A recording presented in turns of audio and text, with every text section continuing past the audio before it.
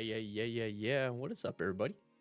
How's everybody doing today? Hopefully, everyone's having a good day. My beard is all crazy. I had a mask on. Went to Lowe's, did all that stuff. Let me know how your day is going. Today is Saturday. Technically, it's 5 o'clock somewhere. It's only 4 o'clock here. So I'm going to go ahead and have myself a Dogfish Head IPA. It's a very simple, low-cal, slightly mighty IPA today. Whew. How you guys doing? Let me know if everything looking good on your end. I want to make sure you guys are having a great time. We're going to go over some motorcycle crashes. This one looks a little funky monkey. All right? This one looks a little weird. Ooh. Yeah, Auto Carl can confirm. It like messes. I got like this curl. I got this like curl going on right now. We're gonna have some fun today, guys. We're gonna have some fun today. We're learning quite a bit when it comes to everything. Let me know if there's like a lag behind my vocal and everything. I just wanna know if everything's good today. We're trying something else. We got new members today. We got some brand new members today. We got Foxton, welcome, baby. Kyle Morton, you're on the Discord. I saw that. It says that you're on the Discord. What you could do is sync up your Discord and your YouTube membership. You get access to the Crew Lounge. This is the Crew Lounge right here. You get access to the Crew Lounge. You get access to the food and drinks, camping, gamers. You get all the voice channels and everything. Area code, I am still thinking about doing the movie night. It is off. It's by millisecond. Yeah, it feels on my screen, it looks a little like it's like when I move my hands, there's like a lag. Not too sure why.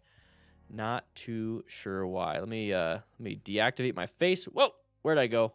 Back up. There we go. Much better on my end. Hopefully it's good on your end.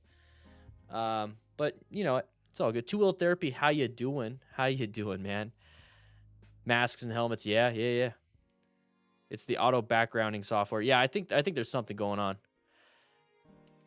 the big screen now, baby. Guys, that's another thing. See how Nightbot says, follow me on Twitter.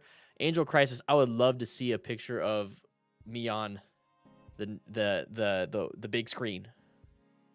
7.8% CPU usage. I mean, I got a 3950X, baby. Come on now. 2080 Super. Come on now. Woo. 64 gigs of RAM. Ooh. Yeah.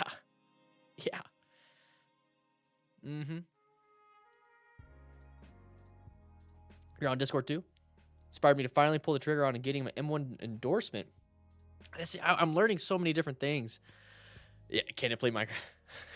It has ray tracing on Minecraft, just saying. It's crazy to hear that, Too Much Drip. It's pretty interesting to hear that. I'm just having fun talking to you guys about motorcycle safety. It just so happens that I guess it helps out. What am I thinking? I don't know. I'm having a good time, guys. I had a great day. Yeah, I want the 3080s. I really do. I want the Founders Edition and all that stuff. But let's go ahead and jump into this. I really do want the new stuff. I'm thinking about building my son a computer and just give him my 2080 Super. You know, imagine being a young kid getting, I'm just gonna get a hand-me-down 2080 Super. You know what I mean? Guys, we're going to be going over these crashes. This one looks pretty interesting.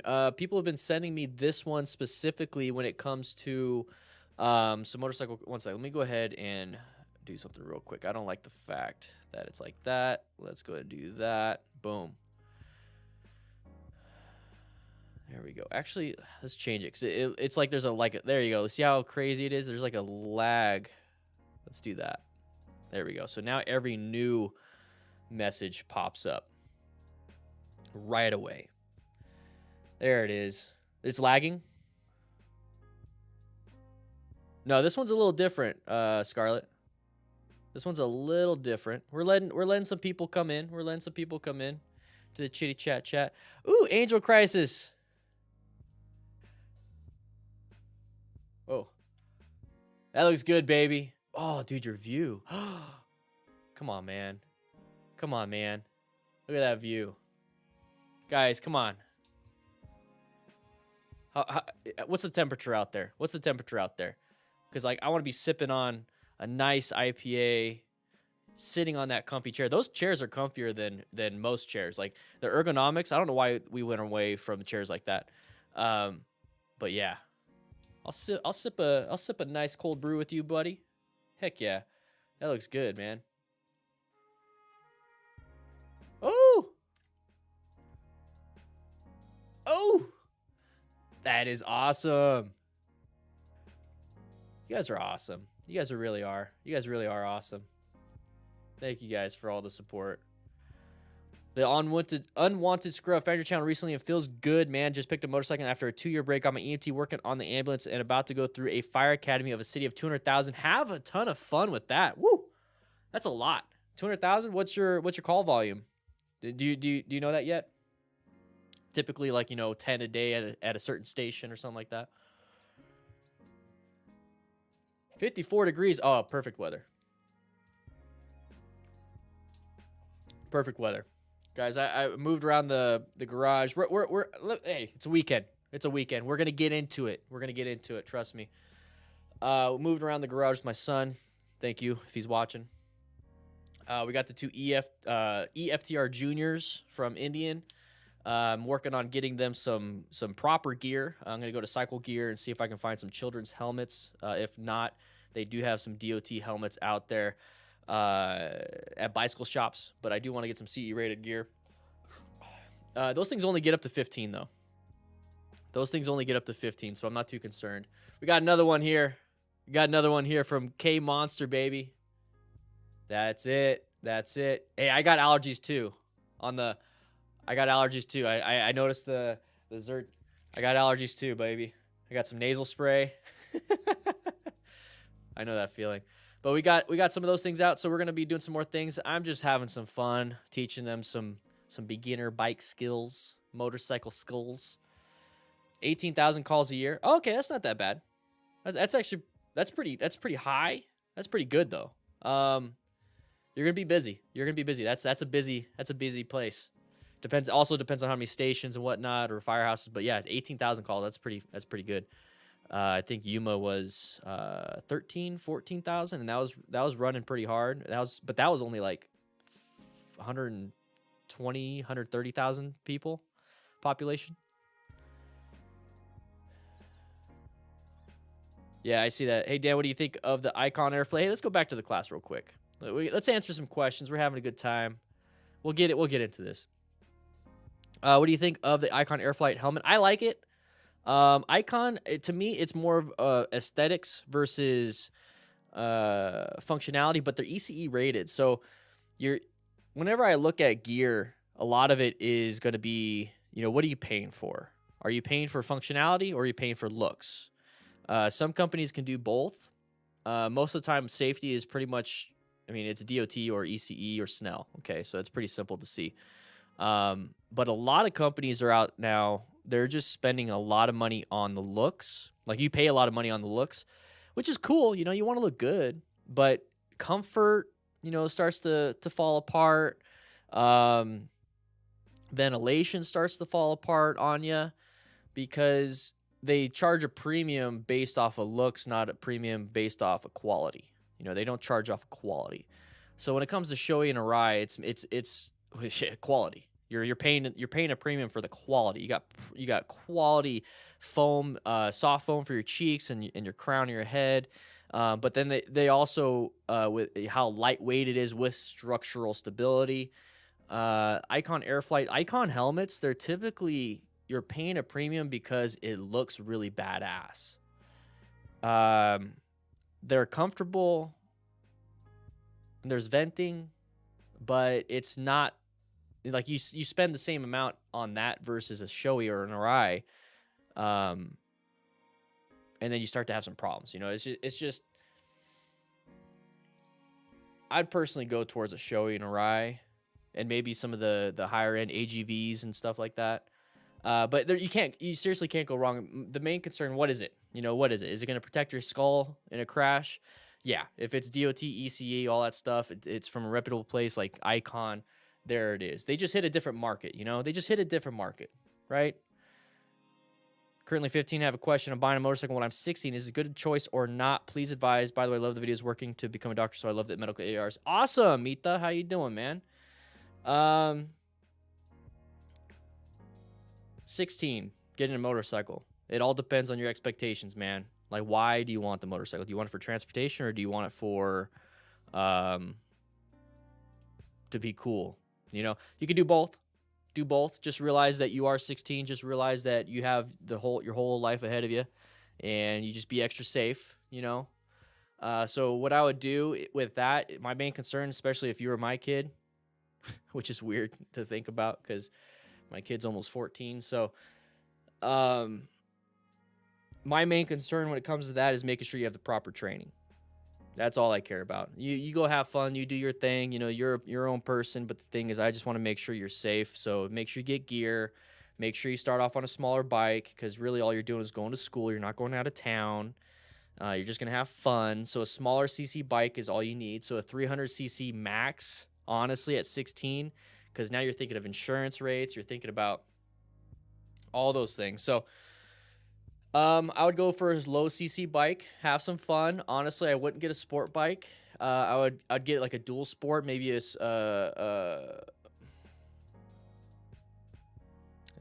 names of bikes are escaping me, but that's where I would go. That's where I'd go. I would go for like a dual sport bike if I were you. All right, let's get into the class. Let's actually have some fun before I start losing my brain cells, because I'm having too many of these. It's only my first one, but let's go. Shit. Tangina, Sir Jimbo.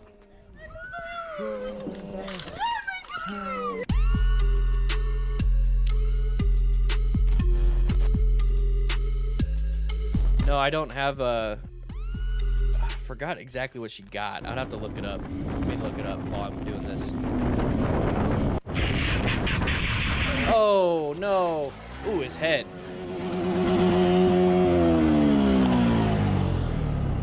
Shit.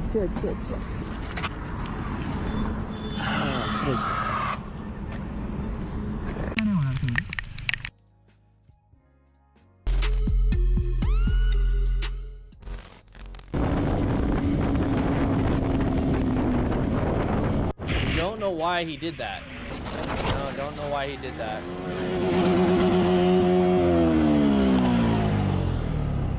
Shit.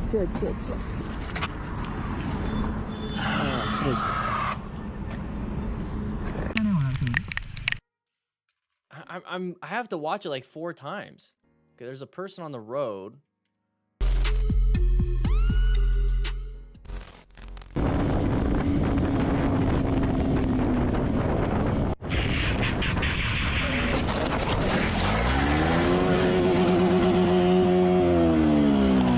Somebody help me out there.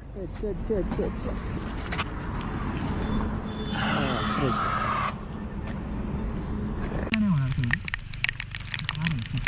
It was.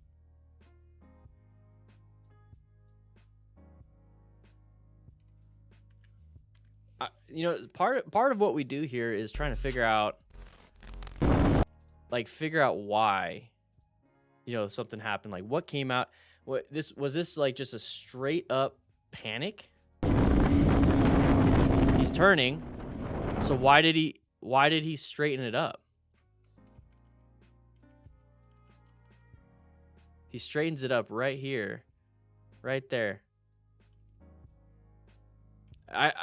What's up, Felisma? How you doing? Did he slide on grass? I don't think he slid on anything. Look, he's just kind of going. There's nothing in his path. I think he panicked. Yeah, it could, Maruzian. Yeah, it could be a bunch of things. This was definitely user error. There was no external factors involved here. I think maybe his vision was obstructed. He's might be a new rider, you know. I think his vision might have been obstructed by all these vehicles up ahead. So the moment he decides, yeah, okay, so brake lights, yeah, you're right, Scarlett, I see that. Okay, so something might, all right, we'll just move on. Let's see if I can find that stuff for you.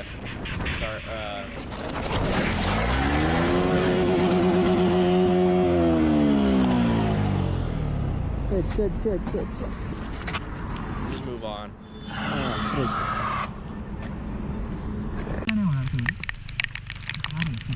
It was at this moment that he knew. He fucked up.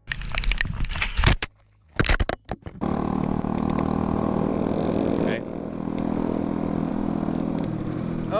Ooh, people walking out. Everyone lined up. Cascade of events. Everyone did good braking. Good job.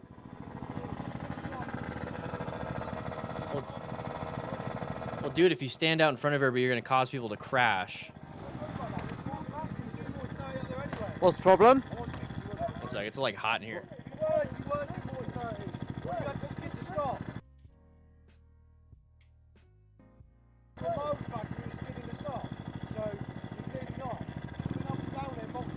We've never been here. We've never been here.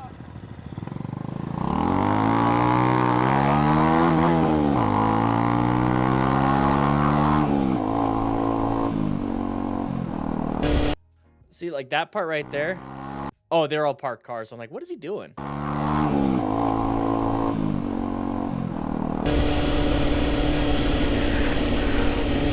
There's side of the vehicle. Watch out, watch out, watch out, watch out, watch out, watch out, watch out, watch out, watch out, watch out.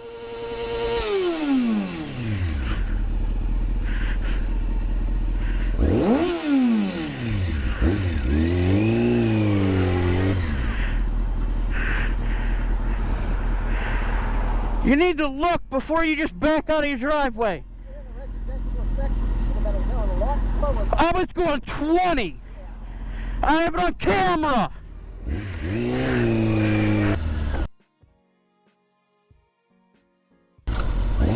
All right, it's a different one, same guy.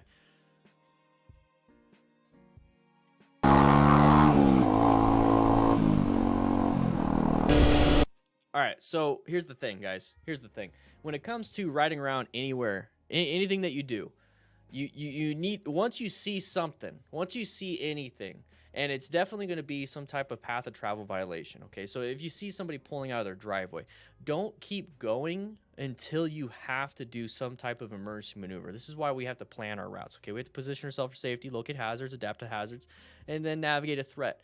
The thing is, we don't want to get ever to a threat. So in this situation, when I'm riding around here, I'm going to be in orange stage, okay? So orange stage, I'm just kind of like, I'm prepped and ready for anything, okay? I'm a little bit paranoid. And the reason why I'm in orange stage is the fact that I can't see or do much, okay? So part of it is I need to position myself for safety, and what I do when I position myself for safety is making sure I have the best vision, best escape routes, and best space cushions. This is a very narrow road, okay? So there's not much of a, in terms of escape routes, because you're going to crash into parked vehicles, or you're going to crash into poles. So it's not a very good situation. The only real escape routes we have are to accelerate or decelerate. That's all what we really have, okay? So we can't do much there. So with that in mind, I am in orange stage, because all I can really do is brake in this situation or narrowly escape something with some acceleration. So speed is going to be a factor in what I'm doing, okay? So I feel confident in braking in a lot of situations, but since I can't see very well, because you don't know if anybody's coming out, because you have all these hedges, you have a ton of cars blocking vision. So even if it's 25 miles an hour, I'm probably going to go 20, maybe even 25. I don't know, but I'm definitely not going to go above 25 or whatever the speed limit is. I'm going to go based off of what I feel is comfortable. And at the end of the day, if all I'm trying to do is get from this point to maybe that intersection over there, and added 2-3 seconds because I decided to go 20 instead of 25, is not going to bother me too much. What's going to help me out and make me more relaxed is knowing full well that I can stop in time if anybody decides to come out. Now, these right here, these driveways, those are intersections. Every single one of them is intersection. There's always a vehicle wanting to go in or go out. Same thing with the intersection. Same thing with this. You got intersections here. So this is just a hyper-aware, hyper-alert situation. So when we talked about escape routes, can't escape, can't escape. The only ones we could do is go forward, backwards. Well, what about vision? Same thing. You can't see very well, so can't see very well. Well, the next portion of that is space cushions, okay? So, well, space cushions, same thing with the escape routes. That's all we have is right here. So this is all we have for space cushions. So my biggest concern right there is just to be aware. Be aware of anything and everything out there that's wanting to kill me. And it's not just going to be wanting to kill me, because it's typically vehicles that want to kill me. Treat it like that. Is that we're in a residential neighborhood. Once if a kid kicked a soccer ball and it's all bouncing out here and you're just hauling ass and you're like, it's not that big of a deal, I'll just dodge the soccer ball. But then all of a sudden you see a kid running full speed out into there. So now you have two objects you have to dodge. You have to dodge the soccer ball, and then now you have to dodge the kid. Okay, so you have multiple things, and one thing that you have is if the soccer ball is coming out, guess what? A kid's going to come out too. So you should be pretty aware. So cover those brakes, cover those clutches, so that way you don't stall if you do emergency braking, so you can get out of the way. But the main thing is just don't be you know, don't put your safety in other people's hands. Okay, really don't do that. So what's going to happen here is he's going to see this person start coming out, and then he's going to get pissed because he kept coming out until we got close enough, and then he finally saw, and we saw it ahead of time, and that just means we need to slow down. Okay, just start rolling off the throttle once you see it. You know, just wait until they make a decision. They're going to wait for you. You're going to wait for them. Whatever it is that you want to do. So right there, I see the vehicle coming out. Okay, I see the vehicle coming out. And right now, we're kind of far away, but here's the thing. We're far away based off of what we see, but then you hear all these motorcycle riders. They're like, well, it's based off of the GoPro's convex and the super view. It's actually closer than it appears. Well, if that's the case, then why are we hauling ass towards them? And when I say hauling ass, what I mean is, why are we maintaining our speed? Let me rephrase that. Why are we maintaining our speed of 20, 25? When we know that there's a possible path of travel violation coming up? Why aren't we getting ready to roll off that throttle, or just rolling off the throttle right away? You know, why are we maintaining speed until we have to do something? We see him. We see him. Okay, let's look at your speed. You're not going past 25. Is that justification to keep going when this guy's already, look, this is the spot, and he's already he's past the sidewalk, okay? So he's past the sidewalk, and he's about to come out into your path. And you know that if he's going to come into your path, is he going to go this way, or is he going to go this way? We don't know yet. Either way, he's going to be in your path. If he's going to go with you, the direction that you're traveling, well, when he pulls out, he's got to take it out of reverse, put it in drive, and then slowly accelerate as fast as a van can go. So why are we hauling ass towards it? I keep saying hauling ass. Why are we maintaining our speed towards him if we know full well that we're going to have to slow down anyways when we get next to them? Let's start slowing it down now so we maintain our space cushion. We maintain options for escape paths. We maintain good vision, unless you just don't like doing that. Or you don't know that this is what you're supposed to be doing. And that's kind of the point of what we're doing here, is we're trying to educate, bring awareness to what we're supposed to be doing here. So right away, we're going to go ahead and rev bomb. I tell you to pull in the clutch. I tell you to roll off the throttle.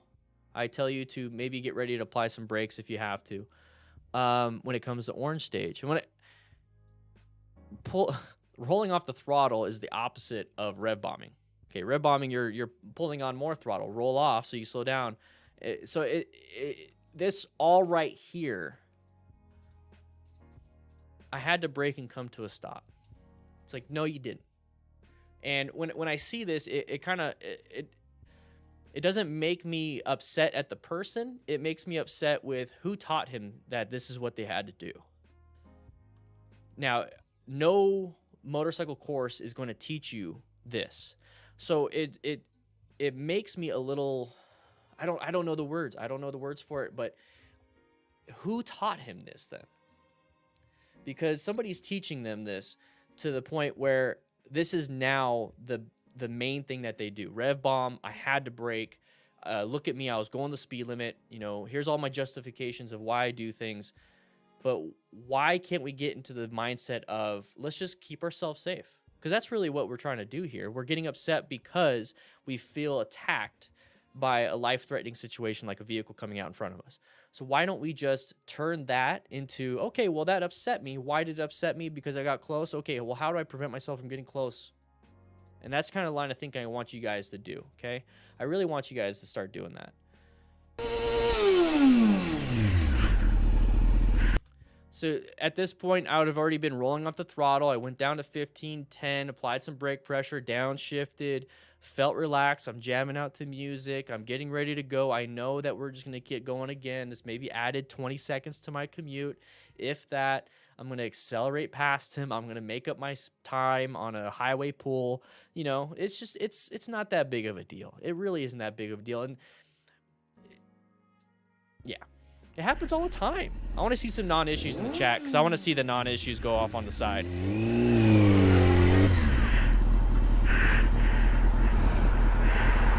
You need to look before you just back out of your driveway.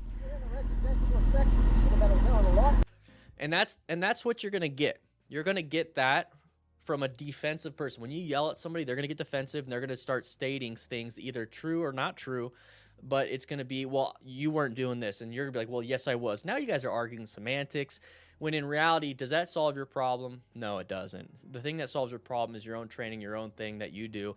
You're never going to teach this guy. He's not going through a motorcycle class. He's not going through a driver's ed class. He looks like he hasn't done anything since the 40s. So it's not that big of a deal. You just need to relax and relax and relax a little bit more, okay? I was going 20. I have it on camera.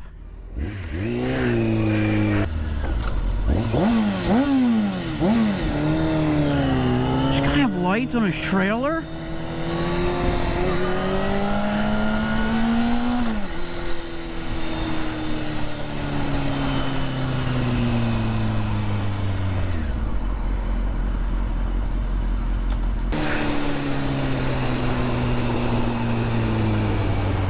I'm going. Fuck it. I'm going straight. Your trailer lights don't work.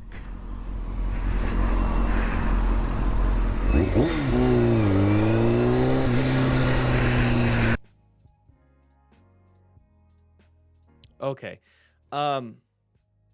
This person, let's not make fun of this person. The thing is, this person might be having a bad day. You know, this might be all in the same thing. I'm unsure what he posts on his channel. From the voice, it does sound like it's coming from more of a frustrated, upset, not angry. That's just what I take out of it. So when I see something like this, when I see this part right here, I mean, obviously he had to edit this, and he had to edit that in. So later on, he was still upset.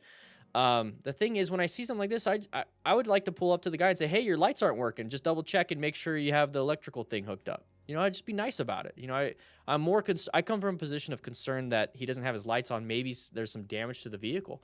I'm just going to make him aware, and that at the end of the day, that's all I'm going to do. And then right here, he says that he's just going to go straight.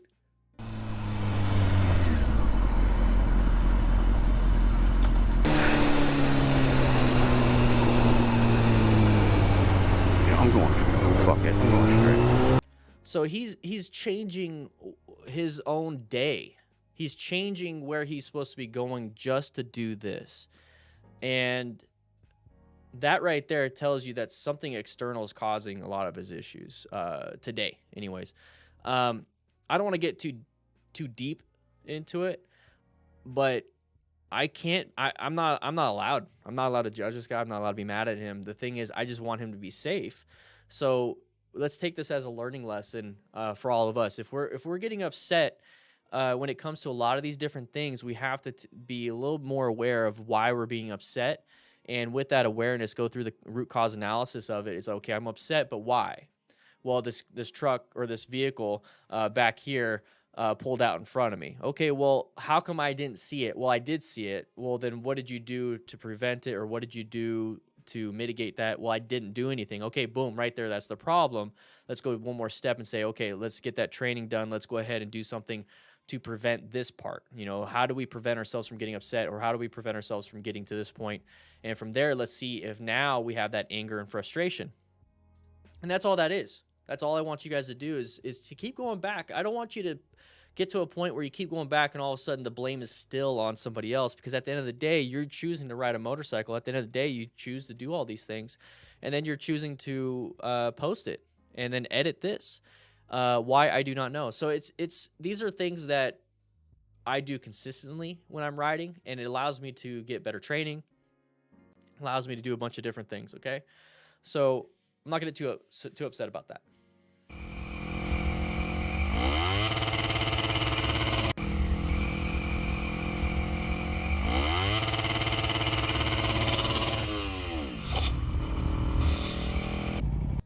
All right, so the only thing that saved him here, so let's watch that.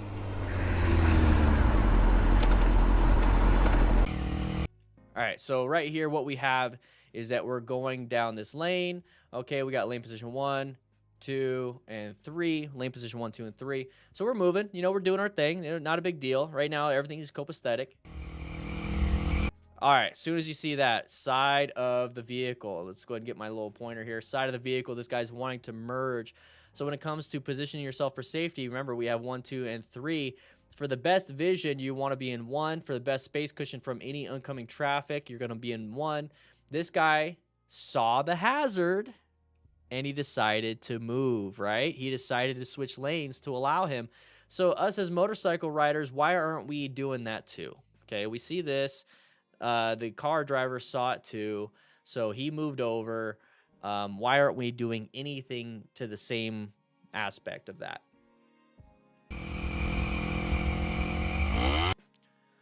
So the guy's not even in our lane. He's not even moving into it yet. Okay, so he's not even there yet. Now he's going to at some point, but we're already rev bombing. Okay, we're already rev bombing. So we already perceived, and now we're reacting.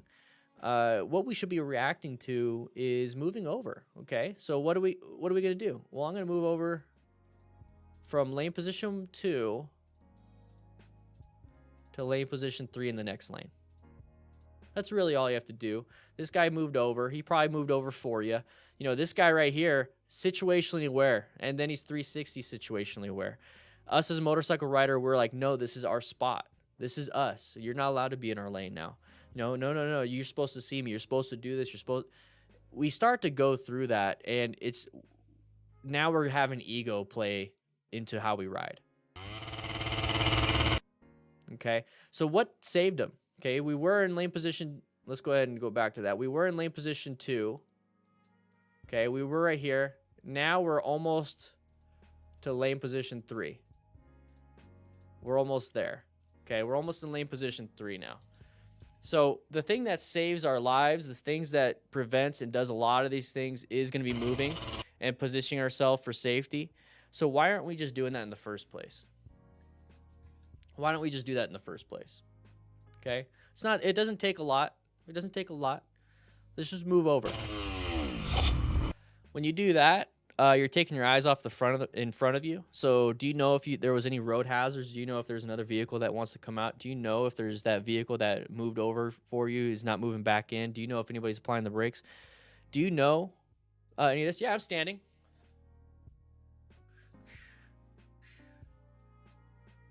I'm standing. It's just there's a lot of stuff that we could do better. Food, am I right? What? What's the deal with airplane food? Evil man. That's a new. No. You evil man. Fucking hell. Walk away. I'm sorry. I don't really. It's the most stressful situation I've been in since my girlfriend told me she's pregnant. Line of sight.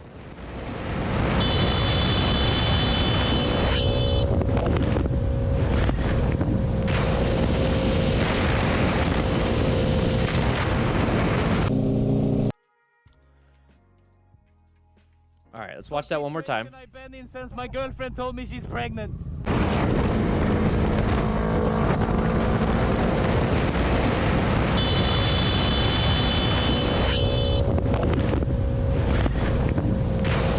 Welcome, Michael. Yeah. All right, so let's go ahead and take a look at this one again. Okay, so before anybody says you should be passing on the right, he was exiting on the right side. So, you know, he's allowed to pass on the right because he was just trying to get into the right lane. He was passing the guy right there.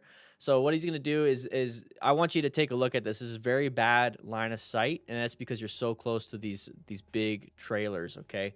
This is actually the guy in the trailer, the truck driver, cannot see you with this. Cannot see you where you're at. Okay, he just can't. You can't even see his mirrors, so he can't see you. So when it comes to that, you got to be very careful. So he's going to be moving over here. All right, did a head check. He's doing what he's supposed to be doing very good. You know, very, very good. Matt Osling, welcome, baby. Welcome back. You got your beard back. Woo. So right here, now what we have is a couple options. Remember, we have to keep planning for where we're at. Position yourself for safety. So positioning yourself for safety involves line of sight, space cushion, escape routes. We have great escape routes with the shoulder, and he's going to use that in this situation, okay? So position ourselves for safety and vision. Well, in this situation, go ahead and position yourself in lane position 3, okay? Lane position 3 is going to give you the best space cushion from that vehicle. It's also going to give you the best line of sight around the vehicle. And there's a Matt Osling, welcome, baby. And it's going to get you close to your preferred escape route. So lane position 3 in this situation, it's not going to be every situation. This situation is going to be the best because that way you can see around it. So if you notice when he starts to go and then the truck starts to come in, he automatically starts moving towards 3. He starts to automatically move towards the escape path. And that is just because it's almost like two magnets, okay? So two positive magnets, you know, they try to get close to each other, but they're pushing each other away, right? So negative and positive will grab each other, but they'll just keep pushing each other away when it comes to two of the same types, okay? Negative or positive. So that's the way I treat a lot of these vehicles, is that if they start to come into my lane, it just automatically pushes me out. And that's what he does. But the thing is, you instinctually do that. Okay, you instinctually start to do that. What I want you to start doing is thinking about it. So once again, lane position 1, 2, and 3. Escape path, he automatically gets pushed. I'd rather be in lane position 3 to start. And now he is. So that's where he goes. Very good. And then right here is the moment you start to see that he crossed the line. So that means he is going to travel into your lane. And it's not just a matter of, oops, he kind of scooted over a little bit. And the reason why you know that he didn't oopsie scooted over a little bit is because he does have a vehicle in front of him that he wants to get around probably, or doesn't want to be right behind, because this is actually really close. And Bohan, welcome, baby. So that's why he's doing that. So now that you know it's not just an oopsie, that it's an actual deliberate choice, you have two options. Okay, what are your options? You have escape path to the front. You can decelerate. Hopefully you don't get hit by that vehicle, or you can escape to the right. What you can't do is escape to the left. Okay, so you have 4 options, and one of them is not going to be worthwhile, so you can't do that. So all you have are these 3 options. So what are you going to do? Well, the shoulder on the right side is actually pretty dang good, and it doesn't make it to where I have to worry about the person behind me hitting me. I don't have to, I'm already going 74 miles per hour, so I don't have to accelerate to 100. And another thing is, once if you have a 300cc, maybe a 400, 500cc, and 74, you're starting to top it out, and you don't really have a lot left. So acceleration might not be the best option. Your best option would be just to maintain speed, maybe decelerate a little bit, move off to the right. And that's exactly what he did. And I know a lot of this looks like common sense, but the thing is, a lot of people don't think about this. So what they really think about is, all I can do is brake. And that's when you get those panic brakes. So I want you to know you have multiple options, multiple tools in your toolbox, and this will allow you to stay safe on the road. And yes, it's a scary, close call. And yes, you got pushed off the road, but here's the thing, understanding why and how and what to do, and the different paths you can do, the planning that you can do, the situational awareness, it almost feels like it's just it's a natural thing that happens. And when it feels like it's a natural thing, it's not a big deal, you don't get so upset afterwards, and it doesn't ruin your ride. It doesn't make you scared. It doesn't make you scared to ride. It doesn't piss you off to where now you have a perceived notion of other people. And it allows you to kind of detach yourself from the emotional aspect of it, to where you are just now focused on riding. And isn't that what you just want to do? Just focus on riding and have a good time? And that's what you want to do. And Two Wheel Therapy became a veteran crew member, got promoted, baby. Anthony Larin became a crew member. Thank you so much for joining. Click that join button if you guys want to be a member like him.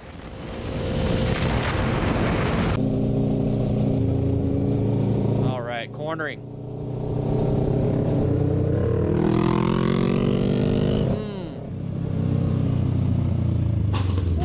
Oh. Thank you for all the support, everybody. This is going to get demonetized now. Shit. Tangina, All right.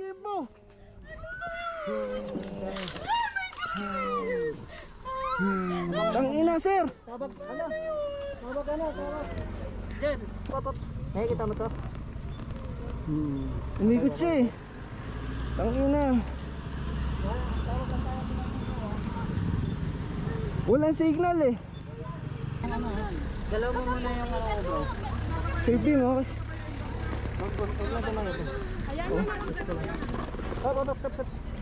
Buti nakasot siya. Umigot ka, sir. Umano po kayo dito kasi kumain po kayo ng ano ko. Hindi na ako makaiwas kasi ano din dyan. Hindi ko alam. Nagsalubong kayo sa gitna, oh. Okay. Pag overtake mo, He's not all there. wala kang bali. Sir Jimbo? Wala. May tama ka dito. Meron ba? Wala. Malaki yung cut mo sa ano, to lang baka na. Dito? Oo. Ay, okay ba? All right.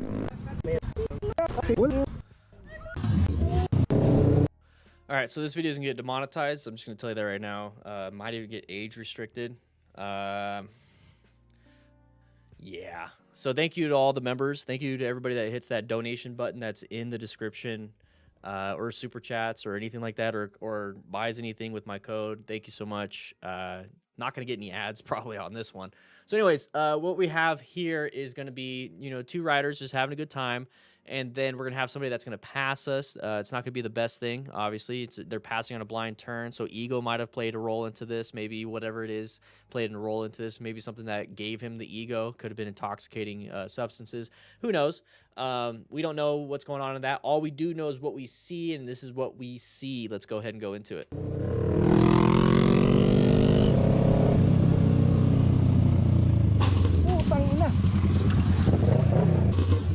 All right, so take a look at his body position. I'll go a little bit slower, 25% speed. All right, so he's about to get his knee down. He's ready to go. He's leaned in. He's going to make the turn. We can't see around the hedge. He might be seeing a little bit around the hedge. And then as soon as he sees that car, where'd his knee go? His knee disappeared. So the car took his concentration. He target fixated on the car. That's the only reason why his knee went back in, okay, and why he straightened up. Okay, why else would he do that? There was nothing in his path of travel. There was nothing there. And there's the impact, okay? So the impact is very severe, okay? It's going to be very hard and fast into the front of this vehicle. So when we look at mechanism of injury, what I see, and real quick, I just want to say thank you, Angel Crisis. Well, no need to stress the monetary, need only concern about the message. Keep it up. Okay, perfect. Amazing. $50. Whew. Can't believe you did that. Anyways, high mechanism of injury. High mechanism of injury. When I see this, so what is the mechanism? What is the thing that's going to really cause the damage and the pain and all these different things? So what's happening is that front end damage is going to be a lot different than angular. Anthony Loren, thank you so much for the donation. Instead of an angular incident where you get, hit and then kind of it's all on one side, with the frontal impact, what you're going to have is your hands are going to go forward first. Let's go ahead and start with little basics. So the hands will go forward. Okay, well, you have that skier's thumb, so you have a good chance of snapping your thumb or snapping the ligaments, tearing some of the cartilage, maybe breaking some bone. Boom, right there. That's the first thing, okay? And then when you start to go further in, you obviously get the impacts because you put your hand on the windshield or whatever it is. So now you have more impacts, traveling up your body, and typically whatever's the weakest is going to snap, and that's typically the AC joint on that situation. And the next thing that you start to really think about is now, since we're going forward, our hips are going forward. Well, we're sitting on a seat, and what's in front of the seat? It's the gas tank and the handlebars. So when we start to slide forward, guess what? Our genitalia is going to get hit on the gas tank. So hopefully nothing tears, nothing rip open, but that could possibly be it. So you can also have an open book fracture. So in the front, in your pelvis, you're going to have your pubic bone, and then you're going to have the front of your hips or your pelvis, that big thing right there, holding everything in. Well, anyways, you hit the front, and then it could snap open. I've talked about it quite a bit. Women get that when they give birth because it opens up. So you're going to get hit right there, possibly snap that open. And the reason why I know that is because it did happen to my dear friend and brother, and I know what it looks like. So then you also have a possibility with those handlebars hitting your hips and then hitting your femurs, and you can have bilateral femur fractures. You have your head hitting the windshield, so now you have concussion, TBI, penetrating trauma, depending on if you have a helmet or not. He does have a helmet here, so hopefully it absorbed a lot of the impact. But that doesn't stop your brain from jostling around inside the skull. Okay, remember, your brain is suspended in cerebral spinal fluid, so it's like very clear fluid that only is in the brain. So if it leaks anywhere else, then there's a problem. But what's going to happen there is your brain's going to slosh around, and when it sloshes, it doesn't just kind of slosh and is suspended the whole time. It hits sides of the inside of your skull, and that's where you get the contusions or the bleeding and the bruising and everything. And that's what happens when you get a traumatic brain injury. You start to have, depending if there's blood vessels torn or different things here and there, you could have bleeding on the brain, depending on, you know, where the bleeding is, subdural hematomas and stuff like that, subarachnoid. There's a lot that goes into it. I'm trying to explain as much as I can because I want you guys to understand how important this is. But if there's no bleeding involved, you can still have it shut off. It's just like hitting the power button on your computer. Boom, shuts it off. End of story. And then it has to reboot. Okay, so that's pretty much what we have to do. Thank you guys. You guys are amazing. I really do appreciate it. With this happening, I'm going to keep going with how medical and how bad this really is. You guys are making it possible. Thank you so much. What else? So that's just like the very basics. So just remember, with that sudden deceleration, your organs are also attached to each other and to vessels and to sinew and to muscle and to fat and to all these different things. And so let's just very basic. This is your liver. Or not liver. Let's say this is your stomach and this is your intestine attached to it. Okay, so it's kind of able to do this just a little bit. Okay, not much, but let's say you have the top end of your body accelerates faster and then it decelerates, and then your lower end of the body decelerates just a split second afterwards. Okay, it all depends on the impact, right? If you get hit in the head, your head goes back first, right? So anyways, so we hit the car, and the bottom end decelerates and stops. The top end keeps going. That connective tissue in between, and it does this, can tear. And that's when you get that internal bleeding. That's when you get that spleen blowing up. That's when you get that lacerated liver. That's when you get a bunch of the internal injuries. It's not that something hits you. It's that there's that really quick inside your body, and it shears it. And that can happen to your aorta. That can happen to your vena cava, which is the vein that goes up and down. Okay, so you have you can have a AAA aorta aneurysm. I can't even speak. Anyways, the big blood vessel that goes down basically down your spine. It connects everything. If you slice that, you're dead in less than 30 seconds, less than a minute. You're unconscious in 20 seconds. You're dead in a minute. You're gonna bleed out. So these are all those severe things that we think about when we go up to these calls. And we're trying to figure out what can we do. And we have a lot of problems when it comes to this. So let's take a look a little bit further. And that was just the initial impact. Now we got the second impact. There's the second impact. And then we can have it all over again. Okay, you can have it. This could be maybe the part where he snaps his spine.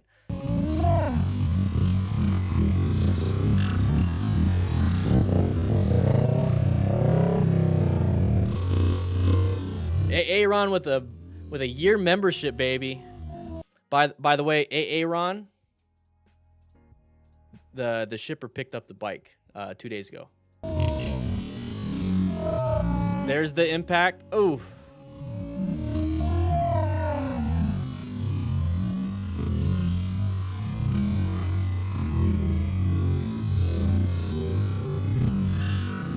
Oh. I was like, why is it going so slow? I have it on slow-mo. Sorry, guys. Shit. Let's go ahead and go back. Sorry. Putang ina.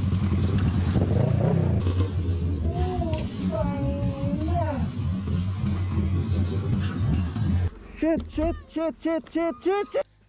So everyone's gonna have that shit moment, and that's fine. Have it inside your head, but then start going through the process of what your training tells you to do. Okay, this is the moment where you have somebody right there doing their assessment. If you have a comm system, you can start talking to the person that's talking to the patient through the comm system, and you can kind of hear, you know, what they're saying. So let's say this person is asking questions. Hey, you okay? What's going on? What's going on? Can you hear me? Can you hear me?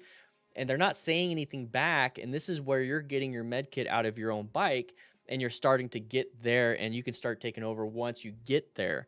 This is a very scary situation. It's like, okay, we got two patients. We really have two patients. So we have the person on the ground, which is the most life-threatening looking patient, but then we also have the patient that's in the car. You have to think like that, okay? You have to think that you have two patients. Now, the one that's walking wounded, the woman that was in the car, has a lot of safety features. You know, she's got the seatbelt, airbags, crumple zones, all these different things to protect her. So you notice they were both in the same crash. One person is doing better than the other. Okay, that's the problem with motorcycles, is that we don't have all those protections, but she is still a patient. But the main concern is going to be him. But if there's more than, let's say, 5 of you on scene that have medical training and only really need 3 people with him, one person can at least give some medical attention to the driver. Okay, so just think of it like that.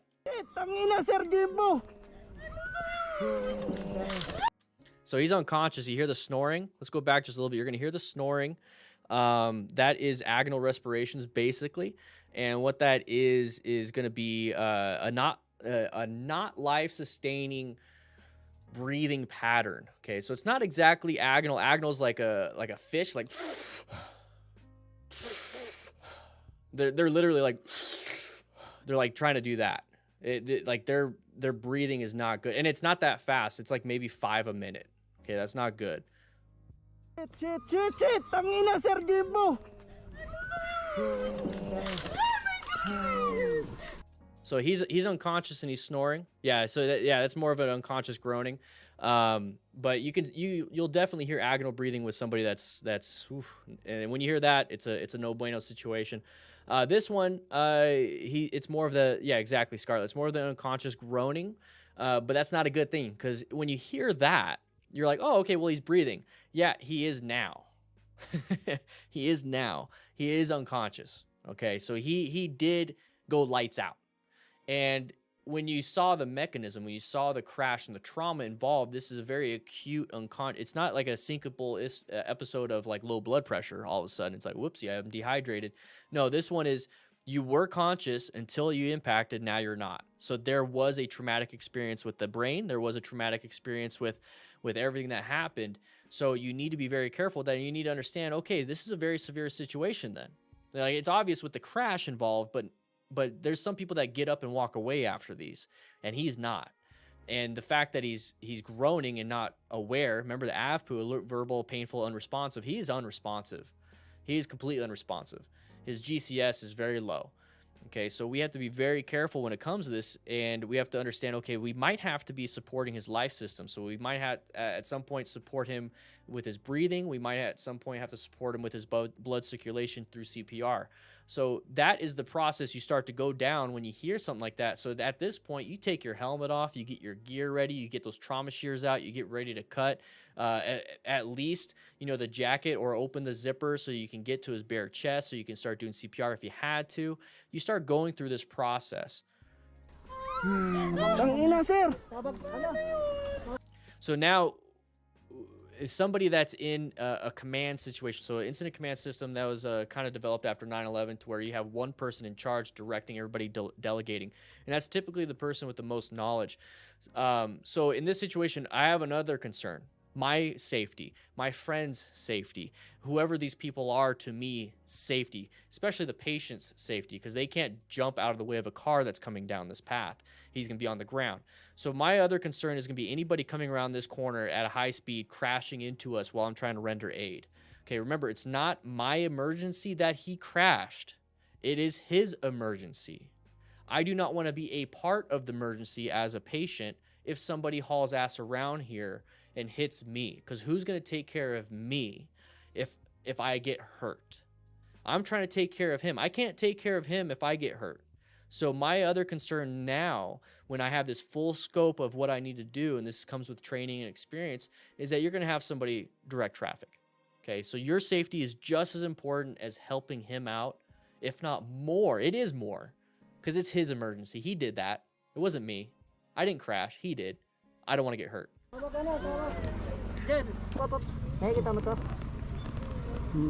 So he's starting to come to. So he's still not all there. This is the system booting up.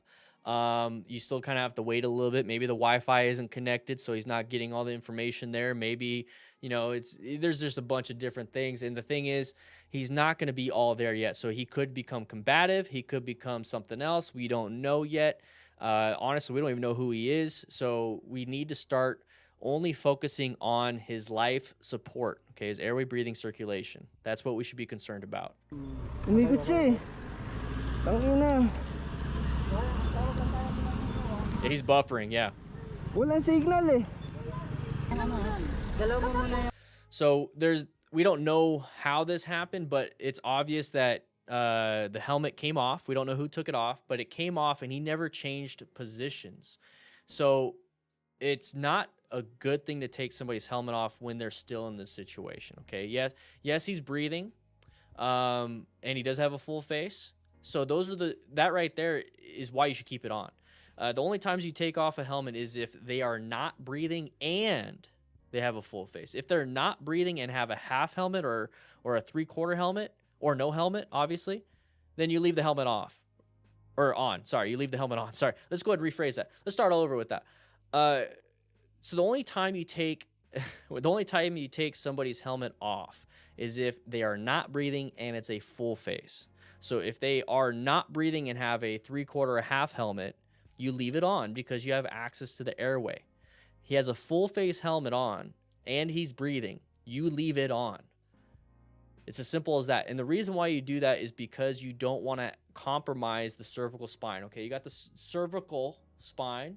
You have the thoracic spine that is connected to your rib cage in the back. You have your lumbar spine, which is where a lot of people get, degenerative disc or slip a disc. When they lift something heavy, it's in their lumbar spine. And then you have the very little tail end. It's your coccyx, and that's going to be your tailbone. Okay, so you have all that. Scarlett, do you know the numbers? I think it's 7, 12. No, 7. Anyways, I don't feel like thinking. But anyways, you don't want to take it off because if you accidentally move that cervical spine, the neck, good chance you could hurt something there.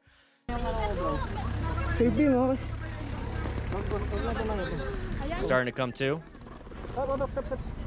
Buti nakasot siya. Umiikot.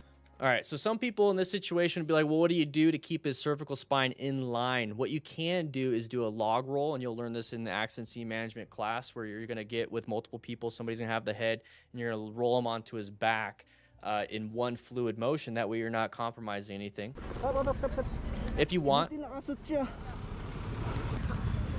This right here is not something I would do. I'd make sure that they stayed laying down. Umiikot ka, sir. Umano po kayo dito kasi kumain po kayo ng ko. Hindi na ako makaiwas kasi din dyan. So I don't know what they're saying, and here's the thing: I've had many patients where you don't know what they're saying. I don't know Spanish, and we'd have Spanish-speaking only patients, and the main concern there is, well, I can't speak to them, so I have to go based off of what I know and what I see and what I witness, unless I get a translator there. So when I see something like this, I do see that he has a contusion to his right eyebrow. And it's like, well, he was wearing a helmet, right? Well, yeah, he was wearing a helmet, but there was such a massive impact, it's going to cause a contusion, maybe a tearing of the skin. So if that force was transmitted into his orbit bone right there, you have to realize it was transmitted into his brain too. And when I see that, and he's just kind of like, like a little loopy, smiling, kind of looking around, doing this, that means there's confusion. He's like, okay, yeah, wait, I did that? What'd I do? Like that right there is when you start to realize, oh, it's rebooting. Nagsalubong kayo sa gitna, okay. Pag-overtake mo. Told you, man. Wala kang Somebody that's in a crash, somebody that's hurt, somebody that is just hanging out with friends doesn't look like this. And typically it's somebody freaking out. We've seen a bunch of these crashes. They're freaking out about their bike. They're freaking out about the car. They're freaking out about what happened.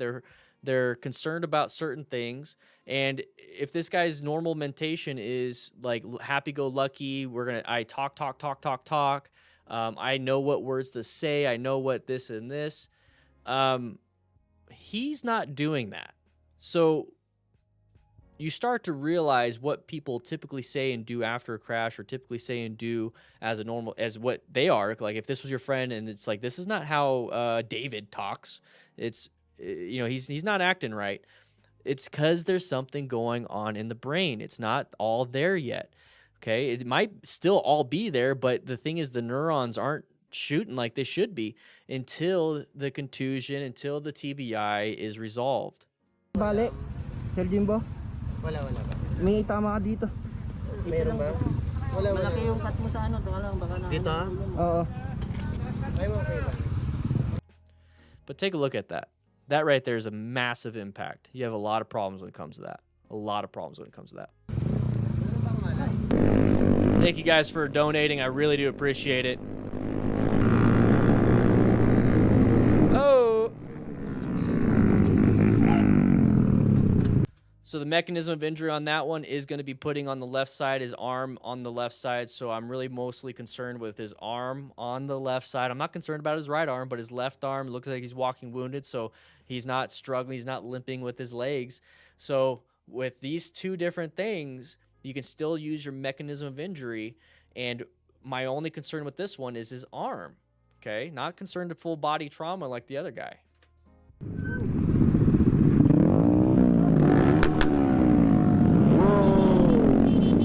You good? Yeah.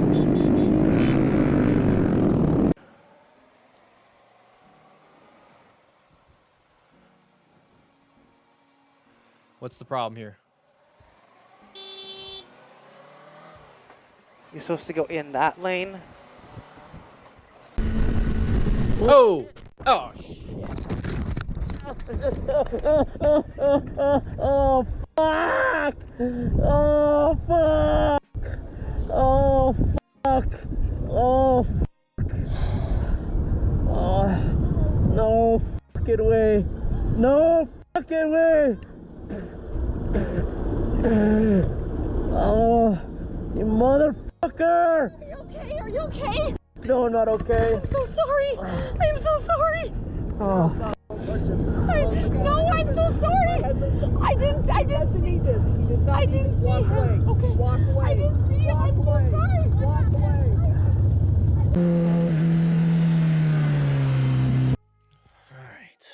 All right. Today is it's a brutal day today. Thank you guys for all the super chats and for the becoming members, guys. We got 6 new members today. Thank you so much. That lane.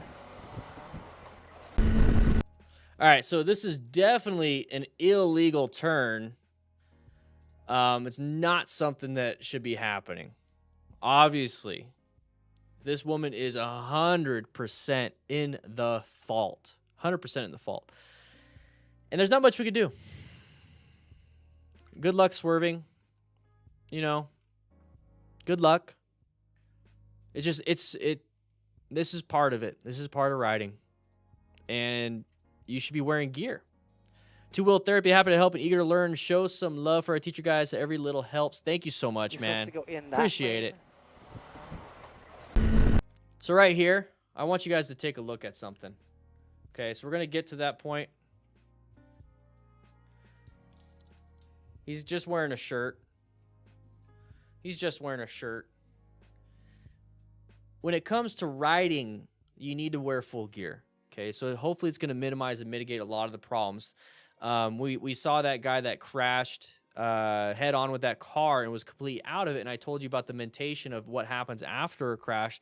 And they typically, are pissed. And this right here, he never went unconscious, and he's pissed and he's freaking out. That is the difference than the last guy where he wasn't. So there's a disconnect. His brain is not there on the last one. This guy's brain is still on. Oh, shit. Okay, I want you guys to see this too, okay? This is a full face helmet. This is a full face helmet. This is why you need to wear a helmet with a good retention system. He is up in the air. He is ejected. He is flying through the air right now, and he's going to hit the ground at some point. That helmet would have flown off. Who puts a helmet on like this and has their chin hanging out the bottom? Nobody. So his helmet wants to fly off based off of centrifugal forces, whatever it is, there's physics and everything. That's why people's shoes fly off after getting hit by something. This is why you need to have good, proper boots on. This is why you need to have good, proper gloves on. This is why you need to have your jacket zipped up. This is why you need to have your pants zipped up. This is why you need to have the retention system on your helmet actually on, or your helmet's going to fly off. So you might have survived, or the helmet might have stayed on when you hit something, but when you're flying through the air and all your gear flies off you before you hit the ground, you could hit your head on the ground and boom, you're dead right there. You might have survived the initial impact because of your helmet, but then the second one, nope, didn't. So this is why you guys need to wear your gear and then actually wear it appropriately.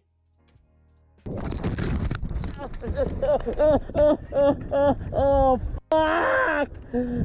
So there's the difference. There's the difference from the last guy and this guy. Oh, fuck! Oh, fuck! Oh, fuck! Oh, no fucking way! No fucking way! Oh, you motherfucker! Are you okay? Are you okay? So this is a typical reaction of somebody that hurts somebody else and they don't want to. And when I see this, it's like, I know she didn't want to hurt somebody. It's obvious. She's saying she didn't want to, but a lot of people get pissed. It's like, screw her. She should, this and this. She's going to have her own consequences. It's not my place to judge that. She's going to have her own consequences when it comes to the law. And then, PTSD probably. She's going to have her own mental problems after this too. So I don't wish this person, I don't wish anybody to be in that situation. I don't wish anybody to be in this situation at all. Either or, the motorcycle rider or the car driver. The thing is, why is she yelling? I didn't. No, not okay. I'm so sorry. I'm so sorry. Oh. No, I'm so sorry. I didn't see this. I didn't see him. I didn't see him. She really did not see him. And it's frustrating because you're laying on the ground, probably broken bones, probably having a hospital bill. All your stuff is demolished. A lot of pain, and what you hear is she didn't see me. It's very demoralizing. It's not a good situation. The thing is, we're sitting here not in this situation, so we can actually look at this from more of an analytical view. And what we have here is inattentional blindness. What we have here is motion-induced blindness. What we have here is she's paying attention to her phone. She's paying attention to this. She's paying attention to that. What she's not doing is paying attention for motorcycle riders. And that right there is a failure in education in the driver system. That is a failure in the education of what she received. I want to change that. I want to change that, not for her. I want to change it for you. And the thing is, we all have friends and family that don't ride. Tell your friends and family to look for motorcyclists. Show them this video. Show them this channel. And the thing is, hopefully they'll start looking for motorcyclists. The only time you started looking for motorcyclists is when you started riding. We can't get everybody to ride. We really can't. What we can hopefully do is get people to at least see this video, be scared by it, maybe start, watching these things and realizing this is the type of stuff we have to go through. We have to have a channel that focuses on how to mitigate, survive. We have training programs developed for many people to keep motorcyclists alive, and car drivers don't really do much. So at the end of the day, it's not really her fault. It's not his fault. In terms of, let me take that back. It is her fault. It's not anybody's responsibility except for her own. Okay, it's not her responsibility to keep us safe. It's not, the truck driver that's behind. It's not the guy or whoever's yelling at this lady to leave. It's our responsibility. And wear full gear, be situationally aware, practice your skills, rescue another rider if you can, so get some medical training, teach a mentor another training. Smart rider principles, guys. Smart rider principles. This situation, literally, I'm sorry to tell you, there's nothing we could have done. Oh, shit. Nothing you could have done. He says, oh, shit, and as soon as the T portion of shit comes out, he hits.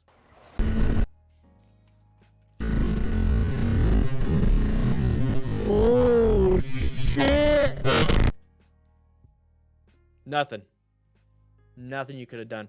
The only thing that I'd be concerned about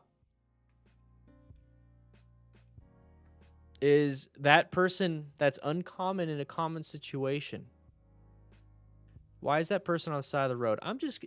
I get more paranoid when I see uncommon things in common situations. I just get paranoid. So that means I just kind of roll off the throttle until I know what's going to happen. Now that I saw this video, let's just say that if you're brand new to this, now that you saw this video, if you see somebody on the side of the road, are you going to be a little more paranoid? I hope so. I really hope so. Oh, shit!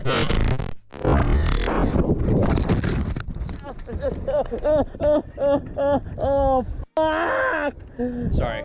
No, No, no. I can't listen to it again. I'm sorry, guys. It's starting to trigger something.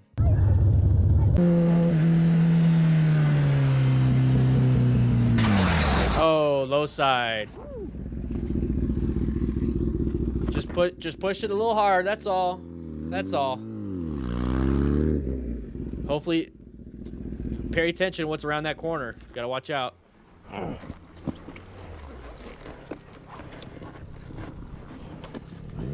Yeah, Scarlet, exactly. The right gear for it. And here's the thing. So in this situation, what happens is you're going to have that initial impact, just that initial impact. And that's why you have knee and armor or elbow protection. And if you hit your head, maybe you have that helmet protection. What's really going to be the thing that's going to get you is that abrasions for the 3 or 4 seconds you're sliding. And he's got leathers on. So the thing with leather gear, the thing with leathers versus textiles and all that stuff, leather has the highest abrasion resistance than any other material. Okay, especially, and it has the best leathers out there. I don't know exactly the best leathers out there for it. I know kangaroo leather and goat skin leather is typically on the palms of your gloves because it's more supple. It's not as abrasion resistant.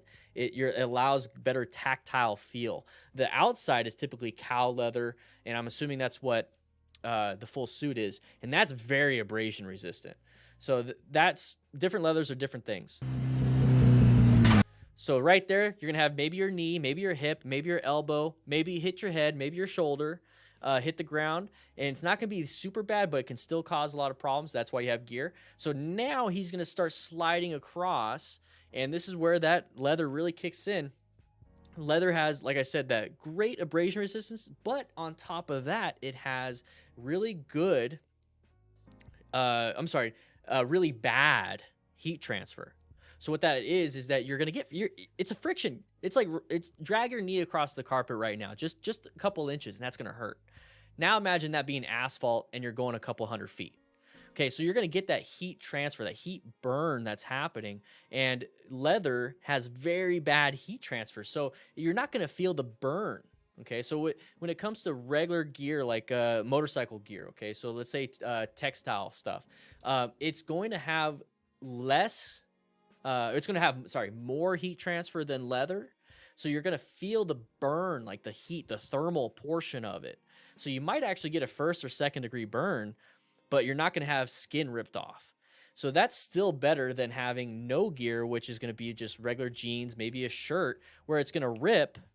Okay, so it's going to rip within the first half second. You still got 3.5 more to go.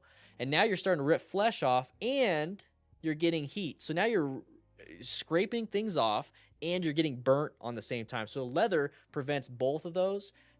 Textiles, they're getting better and better and better. So textiles, you're going to prevent the ripping of flesh. You're going to get a little bit of that heat transfer. And then with no gear, you're going to get everything. So if you really, really, really, really want to have the best protection, wear what these guys are wearing. Woo! And he's able to say, woo! And have a good time. He's okay after that.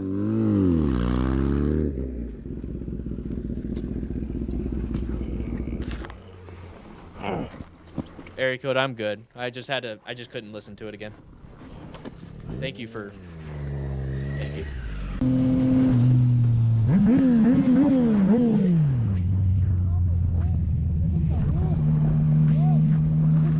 CG Meet when it comes to ATV, they do have ATV gear. ATVs are typically not on road, so you're gonna want to buy gear specific for the area you're in. So mostly motocross style gear.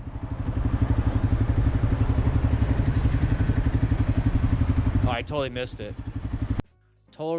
Let's go ahead and watch that. It was a great question, though. Great question.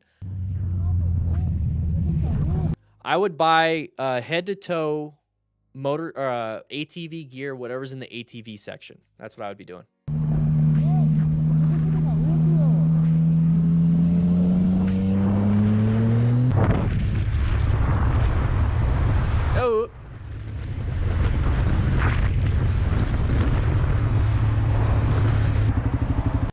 So that was a good situation. That was a good example of a close call. Okay, so let's get back to the very beginning of it. Okay, so we have a ton. Come on, let's get to it. All right, so we have a ton of vehicles lined up. Okay, we have a ton of vehicles lined up. Now, why are they lined up? Well, they're lined up for this arrow. Okay, so they're turning right. Okay, so if you're turning right, that means there's an intersection coming up. That means we have people that could be coming either or. I don't know which way. I can't see very well. We have good lane position to where we can see around. So lane position 3, you notice how we can see at least this much. Okay, so that's still better than if we were in lane position 1.5 and all we saw was the back of this vehicle. So that's the biggest concern when it comes to lane positioning, is we want to be able to see. Remember that? So good lane position right here, we can see around. Now, what we're doing here is it's not about being impatient. It's about, you know, positioning ourselves for safety again, is that he's going to want to come into this lane. Now, when it comes to doing that, he's going to have to check his mirror. He's going to do a head check. He's going to look around. He's going to accelerate. He's going to move. He's going to do a bunch of different things. And it's like, why are we adding all these new things to what we have to do right when there's an intersection coming up? You know, why are we doing that when there's an intersection coming up? How about we just stay in this lane, maybe roll off the throttle a little bit so that we increase the space cushion between me and this vehicle. That way I have better vision, better space cushion, better escape paths. And I just kind of stay in my lane. And then after the intersection, when I remove that factor from this whole situation, now I move over. I don't like to switch lanes right before an intersection. I really don't like doing that. I'll stay in my lane. I'll lock in. That way I don't confuse any drivers. That way the driver, if they do see me for whatever reason, they know that is where I'm going to be and they can make a judgment call based off of that versus me switching a lane last second and they're looking the other way because they assume I was already in this lane and then they decided to go. You see what I mean there? So I'd rather make my choices after the intersection, but if I'm still concerned about line of sight, still concerned about all those things when it comes to planning my ride, what I'll do is I'll just increase the space cushion right there by decelerating just a little bit. That's it. That's all I'll do. And then after the intersection, I'll go. So right here, we made a judgment call to switch lanes. And maybe this driver that is starting to poke out a little bit saw that there was nobody in this lane and is like, oh, I'm going to turn into the first available lane. And then they're going to do it. Maybe that's what they thought. Or they didn't think any of that and they can't see us very well because we're such a tiny little target. So I don't know why we're looking left. I'm going to guess he's got friends behind him. He does have that like Elmo or fuzzy helmet. So maybe he's having a good time with some friends. He does have Woody from Toy Story. Maybe Buzz Lightyear fell off and he's looking back. But the thing is, we shouldn't be looking at the mirrors right now. We have hazards in front of us. And it's like, well, he doesn't know that there's hazards in front of us. He should have known because we have this lane over here on the right that is a turn right lane. That means there's an intersection. So we can keep going until the moment of impact or the moment of close call and be like, well, he would never have known that happened. It's like, well, let's go ahead and go backwards and backwards and backwards and backwards. It's like, well, this was the pattern. This was the pattern. This was the pattern in this different situation. These frames, these are all different patterns. And it's like, yeah, he should have known. It's like, oh, well, you can't put that on somebody. It's like, no, I can because I do that. Now, it's up to you if you want to, because once again, this is his emergency, not mine. I'm just trying to talk to you and help you out. So for those of you that want to learn and listen, please do so. Join the Discord, like it says on the top right. Hit subscribe, become a member, join, do all these different things. Help out the channel so I can keep doing this full time. So we have somebody side of the vehicle right there. Okay, so side of the vehicle is definitely going to be a path of travel violation. It's like, where is he going to go? First available lane. Okay, well, I can escape back in this lane. What is this guy doing? Applying the brakes? Oh, crap. We're in a very just bad situation. So what do we do here? You just find the best out of the best out of the best. Position yourself for safety. Okay, we got lane position 1, 2, and 3. 1, 2, 3. What do we do? I'm going to be right there. This is my space that I like. I'm going to be right there. Whatever that is. I can go back, forth, back and forth, back and forth, whatever I want to do. But what I do know is that I need to have something right there so I don't hit anybody. How do I get there? I could accelerate and then go if I felt like that was the best option. I can decelerate and wait until this guy goes further, and then I can go. There's multiple options. The main thing that you need to really focus on and be very aware of, just position yourself right now for the best position for safety. Okay, lane position 3 is not, because you can't escape to the right. You got to escape really far to the left to dodge this person. Lane position 1 gives you the least amount of having to do any movement. You can barely move to the left. That's fine. You can accelerate and go this way. You don't want to go right at all, so that's not even an option. But this is the best lane position for this situation, and it's all based off of, I want to stay away from him. I want to stay away from him. I want to stay away from him. I want to stay away from anything that's going to give me cooties. And that's just as simple as that. So you constantly vary your speed, position yourself for safety, guys. Lane position 1. And then right here, we have another possible hazard right there, side of the vehicle. Didn't move out of the way, so it never became a hazard. I said possible hazard. What's up, Justin? How you doing, baby? Woo! Joseph, thank you. Hey, I was looking at your helmet and the side mirror and that bloody car. Yeah, close one. Jesus. Hey, That gave me a bit of a scare. I was saying to my son, I'm slowing down so you go around me. Thank you. Yeah, thank you so much. And I'm going, hey, look at this guy's outfit. And then I look at that lens. I think he would have hit me if he couldn't see me. I think I would be dead. Yeah. You're so careful, don't you? Yeah. That's why I wear it. Yeah. I used to have a little ZZR 250 when I was going to uni. Yeah, it's fun. I'm in uni as well. Yeah. Okay, whereabouts? At UQ. Yeah. Studying? I'm a PhD student. What? A PhD student.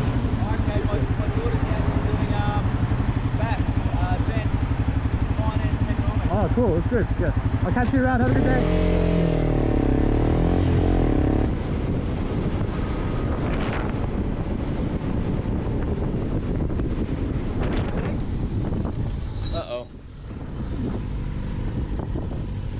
One second. I'm going to go back just a little bit so you guys can see it. It shows it on where I'm at.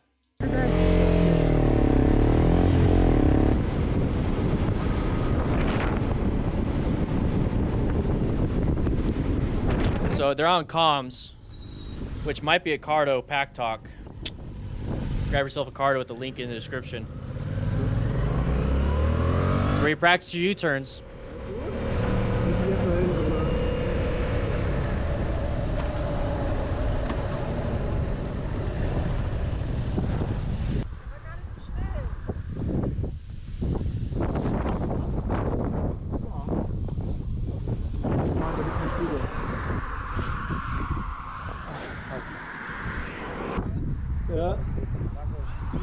Yeah.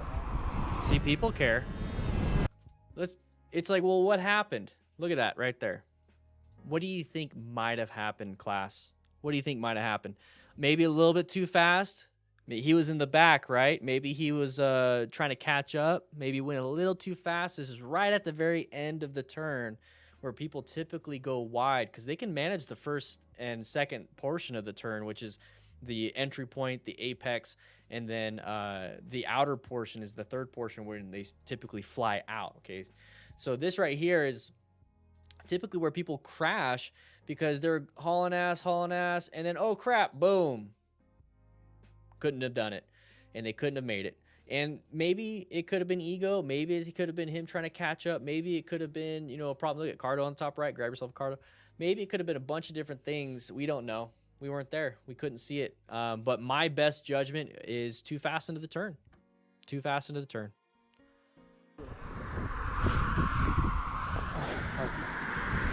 CG Mita, thanks, man. Appreciate it. Yeah. Oh, crap. Way too fast in the turn. That was a close call right there. You're telling me that wasn't a close call? We got more.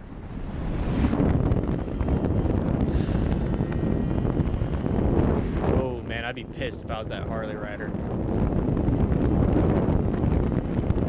Some sport bike guy cut me off. What are you doing? Oh, jeez.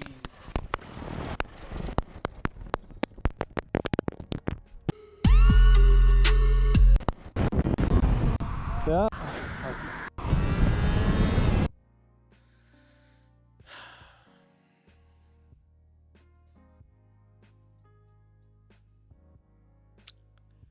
Yeah. All right, so let's go ahead and go over this one. Yeah. Yeah. All right, so we're hauling butt. Now, I don't understand why or don't know why. What's the reason? Is it because of ego? You know, maybe his girlfriend called him, hey, my parents aren't home. We don't know what's going on. It could be intoxicating drugs. Obviously, what we do know is that we don't have any gear on outside of possibly a helmet because the GoPro was attached to something. It wasn't attached to his cheek. It was attached to some form of a helmet. So that's what we have here. He's not using a rock form mount, which might have helped him out a little bit. Grab yourself a rock form mount. But anyways, that right there is going to be a biggest problem is going to be we're hauling ass. Okay, that's the biggest problem is we're hauling ass. We're not being a smart rider. We're not acquiring and utilizing personal protective equipment. We're not being situational aware at all. And honestly, his fundamental skills wasn't very good because if you notice, he was not doing slow look, press, and roll. Slow look, press, and roll is a fundamental skill. It's one of the basics, and it's a basic for a reason because you should just follow it. So he's almost full throttle. You see his wrist, not flat wrist because he's applying way too much throttle. We have an intersection coming up. Okay, so situationally aware, not really paying attention to it, and fundamental skill of slow look, press, and roll not happening. So right here, he is going super fast. So at this point, we have to pretty much jam the brakes. We pretty much have to, and when I say jam, I mean he's jamming them. Okay, what we should be doing is slow look, press, and roll prior to that. And if you're more experienced, you can slow through it using trail braking. But he's not doing that. I don't know what he's doing with this guy. I don't know if he knows that guy or not. But either way, this guy is going to get passed up a little bit later. And like I said, it would have pissed me off just a little bit. But here's the thing. This guy's got saddlebags. Hopefully he has a med kit in the back of it. And I know if somebody did piss me off to pass me like that, I would still stop because I care about humans.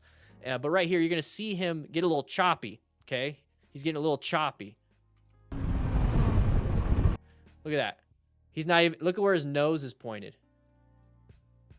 His nose is pointed that way. Look at the difference with this rider versus our camera guy.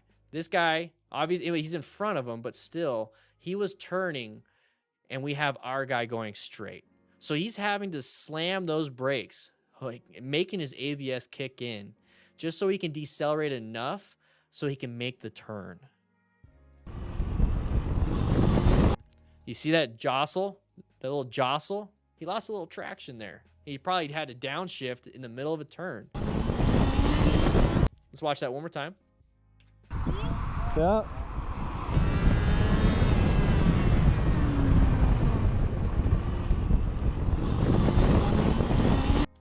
You're telling me that is a good way to turn? It's not. So practice your fundamental skills, guys. Please do. Wear full gear.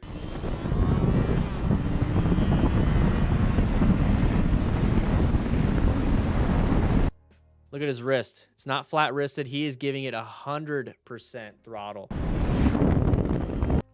90 miles per hour, guys. 90, and it said 45 on a speed limit a little while back. So he's going double already. This is way past criminal speeding. I see people are saying that he was drunk. I remember seeing that. So there is that intoxicating substance that is causing him to go. But then again, I get drunk sometimes. I drink. I have it's a Saturday evening. I'm having a beer right now, and I'm not over here getting amped up. I'm actually being more concerned and empathetic when I have a beer. 102 miles an hour. So the alcohol statistics say that having alcohol is going to increase your risk of dying in a motor vehicle accident.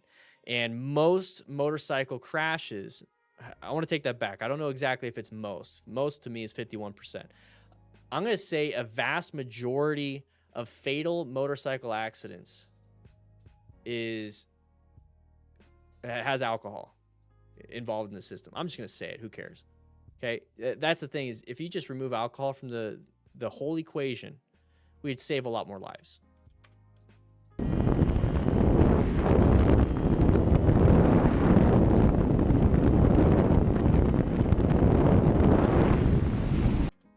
And this right here is, I don't understand why he didn't see this vehicle. Maybe it's motion-induced blindness.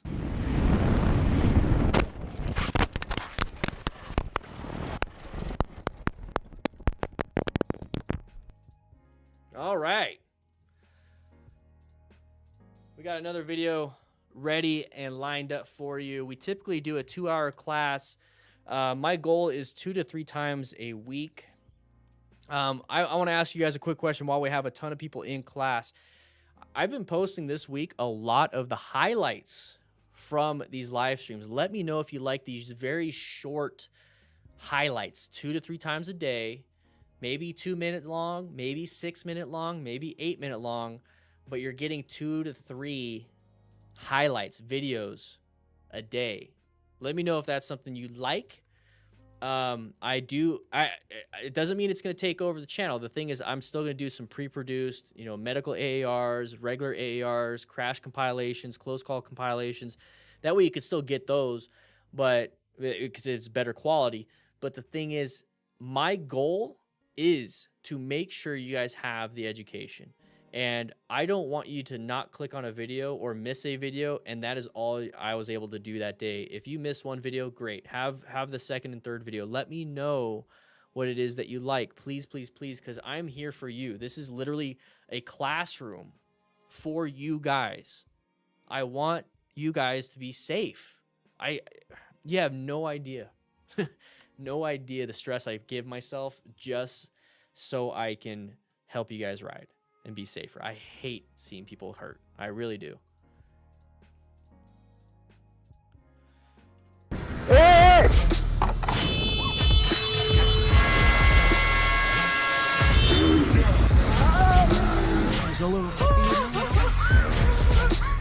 Angel Crisis, thank you so much. The snippets you're doing whet my appetite. Woo! Hey! Oh, what are you doing there? Hey! Ti cani se me calle.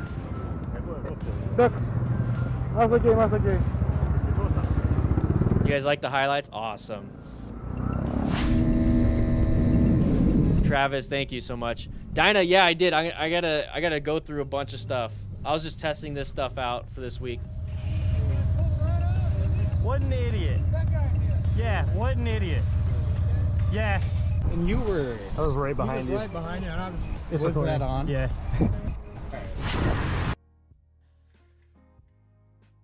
All right, so this could have happened to anybody. All right, so we're riding. There's that side of the vehicle. Now, the one thing that we really have over other vehicles is we can swerve really nice, okay? So we got this side of the vehicle, the guy's coming out, path of travel violation. We have another side of the vehicle, another side of the vehicle behind him. What does the side of the vehicle say to you? This is an intersection. So when you see an intersection coming up, the only way you can see it sometimes is the side of the vehicle, because sometimes there's no light poles, there's no lights, there's no nothing like that. So as soon as you see the side of the vehicle, go into an orange stage, because you know it's an intersection now. You definitely know. So what you don't know is if they're going to come out in front of you when you're trying to travel. So we don't know if it's going to be a violation of your path. But what happened here is that he did that for a Jeep. So it's like, well, what happened? The Jeeps are big, it's like they're bigger than us. How did he not see the Jeep? Well, people aren't paying attention. Okay, they have other things that are distracting. There's too many different factors that could be causing problems. Either way, I don't care. What I do care is when I see this, I'm going to an orange stage. I'm going to be prepped and ready. I find my escape paths. I got an escape path to the left. I got an escape path by deceleration. I can just maintain and go along this turn. I can go this way. I don't have to go straight if I have to, or if I don't have to, if there's an emergency situation. So I'm going to do whatever it is I need to do. And hopefully I don't have to go into red stage, but if I do, I am prepped and ready because I went to orange stage first. But this guy right here in the Jeep, he's going to swerve. He's going to try his best. And it doesn't work out too well. He's going to get clipped. Okay, so he got clipped. Now, here's the thing is, what can we do in this situation? So let's say this guy's right here. There's no Jeep, nothing. This guy's right here, and he's still going, okay? He's still going this way, and it's like, what do we do? Well, if he's going this way, he's got a gap that is opening up to the right. So which way should you swerve? Which way should you swerve? Can you swerve left? You see how it crosses right here? Or can we swerve right? If we swerve right, we have to swerve left again to stay back on our lane. But what can we do? Yeah, I'm gonna swerve right.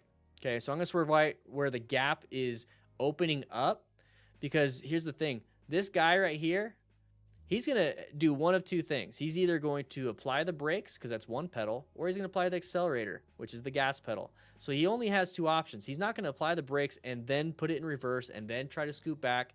No, he's like, I'm already in it. I got to go. So he's going to keep going, or he's going to stay right there. Either way, I'm going to swerve right. So that's what I would have done in that situation. If this was a real situation for us, the guy swerving left got hit, because guess what? The gap is closing. Okay, so this gap is going to increase. This gap is going to it's going to close because he's going to travel through it. This gap is going to keep increasing because he's traveling out of it. So always think about something like that.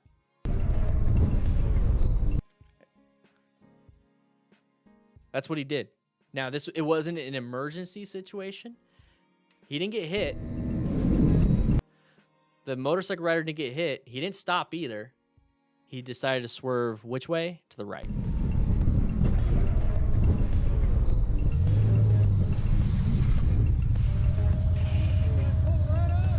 What an idiot. Yeah, what an idiot. Yeah. And you were... I was right behind you. Right behind you, and I was with that on. Yeah.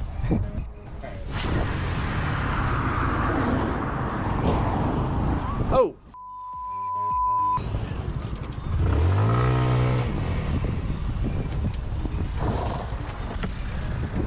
Oké? Rustig aan. Rustig aan. Rustig. Je bent oké? Nergens pijn? Is het oké? Is het oké? Ja, het kan wel gezien. Geen probleem, kan gebeuren. Nu gereden toch, hè? Nee. Ja, dat geeft jou. Jij stond vooruit, hè? Wat zei je, sorry? Jij stond vooruit, hè? Ik stond voor stil, ja. Ik wou links afstaan. Geen probleem, geen probleem. Moeten we 100 bellen? Is dat politie bellen? Nee, 100 moet niet. Dat is oké. Dan zullen we papieren bellen? Nee, rustig aan. Nee, waar jij op? Dus er is meer invullen, je zet getuigen of Ja, zo? is goed. Ik heb een camera, dus allemaal in orde. Kan ik iemand bellen? Het is oké, het is oké. All right, so this is one of those situations where we're not going to talk about the after the part. All right, so we're waiting to turn left. That means we slowed down, okay? So we slowed down right here. She's going to slow down here, and then somebody's going to come and hit this person. Okay, so this is one of those scary things and that a lot of motorcycle riders have when it comes to us being this person right here. We're typically waiting behind a vehicle wanting to turn left, right? So the biggest concern is to get rear-ended, because for us, you know, she's panicking, but for us, we have a spinal problem. So it's a cool thing to see from this point of view of being the person in the front having to turn around and say, hey, what's up? Instead of being the person behind getting hit and then going to the hospital. So if we were in that position, okay, so if we were, let's go ahead and do this. Let's do us right here because we're red. Okay, we're waiting to turn left. She's blue, and then the yellow car is gonna hit us. So typically we're the blue person. So if the yellow car, let's do this because the car takes up a lot of space. If the yellow car has a possibility of hitting us, where on the road can we be that where we don't get hit? Now, obviously right here, right? We're not gonna get hit from the yellow car right there, but we're gonna get hit by the white car. We don't typically park off on the shoulder when we want to turn left, right? We have to, oh crap. We still have to be on our lane. So this is why I park off on the sides. This is why I park off close to the lines whenever I'm behind another vehicle. Because I am hoping that the yellow vehicle will hit the car in front of me because I'm off to the side. So when I'm at a red light, I am not, Alex Hinote, welcome, baby. I am not right behind a vehicle. No.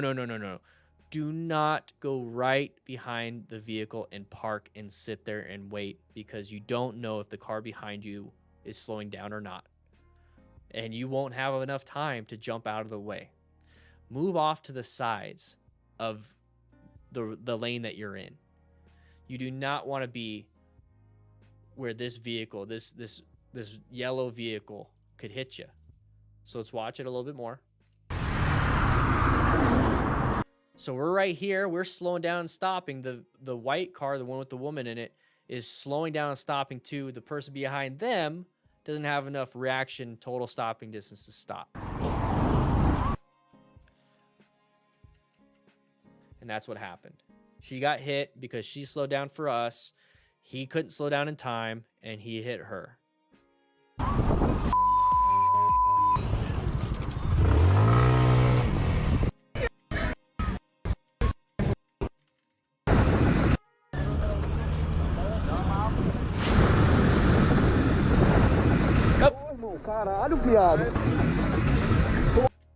So that is the huge thing when it comes to lane filtering. So you remember what I said when it comes to lane filtering, that I treat it like going through a haunted house? Anybody remember that? I treat it just like I'm going through a haunted house. I am creeping around. What's around the corner? You know, what's around the corner?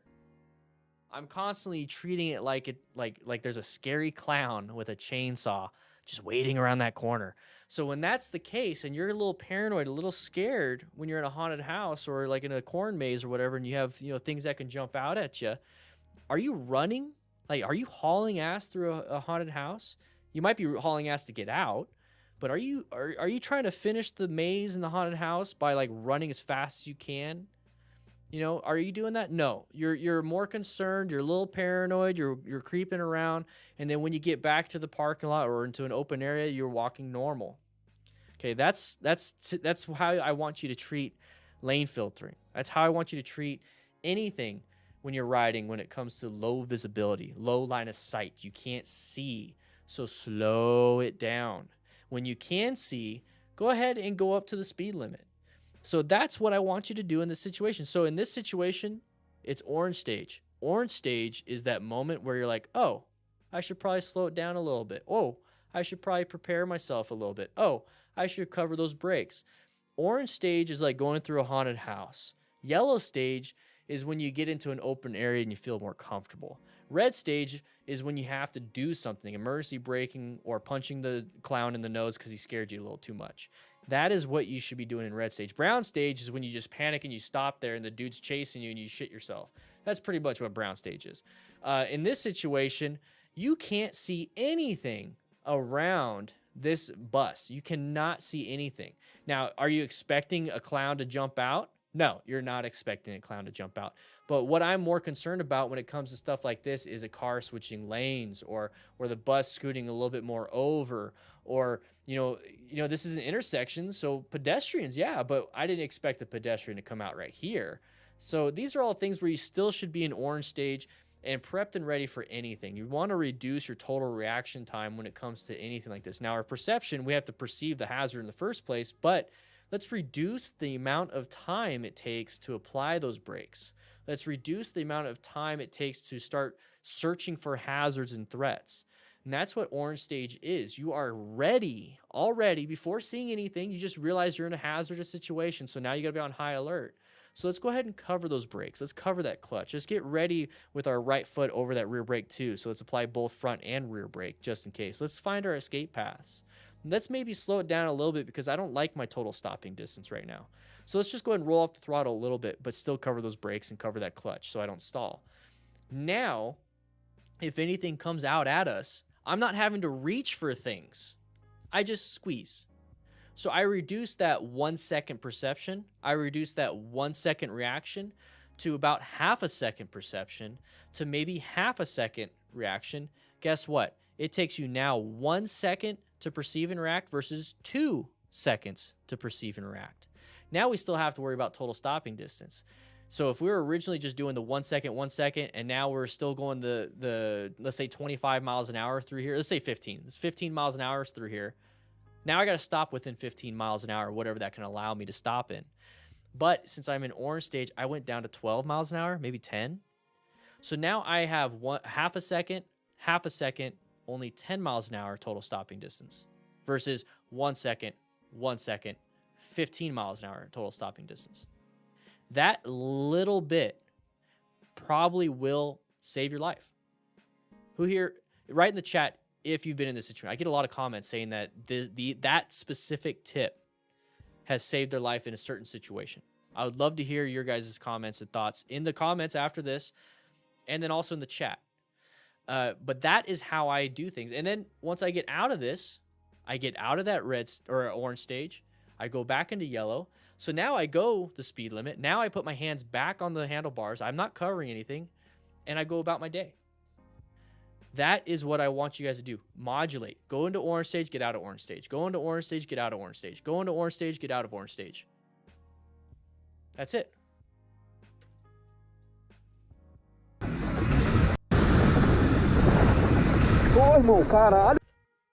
He was covering the brakes too. You notice that? So if that person was right in front of him, he would have hit him. So maybe reduce the speed a little bit on this situation. Just reduce the speed. He was covering the brakes. He was doing everything. He was situationally aware. He was very quick, right? So maybe just reduce the speed, and maybe he would have stopped. Let's see. Maybe he would have stopped. Come on. Maybe he would have stopped right here. Maybe if he was just going a little bit slower, he would have stopped right here. So if this guy stood right here, he would have stopped before that. But the thing is, just a little bit too much speed. But this is something that we can learn through an after-action review. This is not something that we can learn in that moment. And that's why we cannot judge the people in these videos. Because we're in a better position of being able to look at and learn from these things so that we maybe not do these ourselves. Okay? Except for Harley riders. You guys, you guys are so upset. Tá que pariu, meu brother. Tá fechado ou lá tá fechado? Você quer morrer, irmão? Atravessa seu viado. Na moral, irmão, qual foi, viado? Porra, na moral, você pode morrer, viado. Yeah, wear gear.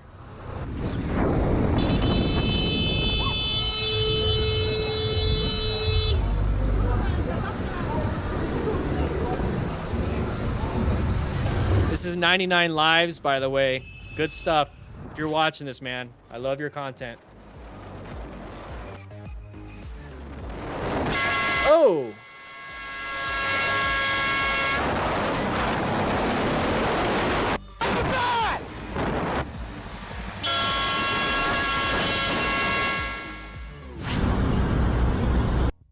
All right, very interesting, very interesting.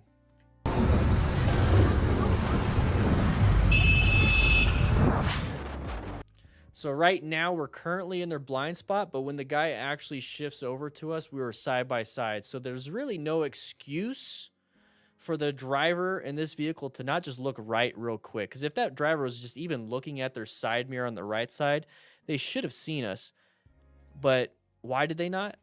Could be inattentional blindness, motion-induced blindness, the familiarity check. There's just so many things that could have been the reason why they didn't see us. So what is it we can do for, let's say, most of the ride? I know you guys can't stay away from vehicles the whole time because there's traffic. But for most of your ride, constantly accelerate, decelerate, switch positions so that you're never near a vehicle. Never near a vehicle. Try your best. Like, that is your goal. I'm going to send you guys out on a task this week. Try your best to either accelerate within the speed limit or decelerate or switch lanes, move positions, plan your route, position yourself for safety. And here's the thing, for an escape path, for a space cushion, for line of sight. This is all I want you to do in that positioning for safety this week. This is your test. This is your homework. Just position yourself for safety for space cushion. I want you just to try that out. I want you to consistently, if a car gets next to you, move over the next lane or move over a different lane position. If a car slows down in front of you for space cushion, I want you to slow down, maybe switch lanes after you do head checks. That is all I want you to focus on and try to do. If you can already do all three, great, go ahead. But if you're new to this, please, just at minimum, position yourself for the best space cushion possible from anything around you. Try it out.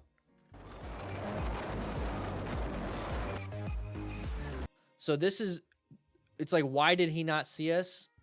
I don't know. But here's the thing. Why are we next to the vehicle? Okay. So once again, we can't judge the person. We can't judge the rider. But that's why I want you guys to practice your space cushion this week. Okay. At this position, okay, this is where we have to still plan, right? So position for safety, locate hazards, adapt to those hazards. Well, guess what? This is not a hazard anymore. We located a hazard, but it became a threat. So we have to navigate the threat. So we could do one of two things, because we can't swerve left because we're going to hit the vehicle. We can't swerve right because we're going to hit a pole or the sidewalk. The only thing we can do is accelerate or decelerate. That's all we can do. So accelerate. Geez, what the heck was that? Accelerate or decelerate. That's all we can do because our left and right were taken from us from external things, okay? Why are we honking the horn? Why is that our emergency response? When I talk to you guys about red stage maneuvers, the red stage maneuvers is your emergency response. Your emergency response never involves a horn. And I have a feeling that the reason why we're doing this is because we haven't practiced our emergency responses. We haven't practiced our swerving. We haven't practiced our braking in a parking lot. We haven't done that. You can check it out, ddfmcrew.com. Free resources for some of those things. So or you can just check out this website, you could check out this channel. Geez, I need to take a nap. Check out this channel. You can check out the Motorcycle Training Concepts channel. The Motorcycle Training Concepts channel is the channel that I created because I've been doing only after action reviews on this channel. I wanted you guys still to have the on bike stuff. So I moved all my on bike stuff to that channel. And now I'm doing parking lot exercises. I'm doing, 5 tips, 5 principles of a good motorcycle rider. I did what not to wear. I got more videos coming up on that channel that is on bike, more structured in terms of let's ride around versus this one where I'm telling you why and how, okay? So honking the horn is not going to be the thing that you should be doing. You should be doing either acceleration or deceleration in this situation.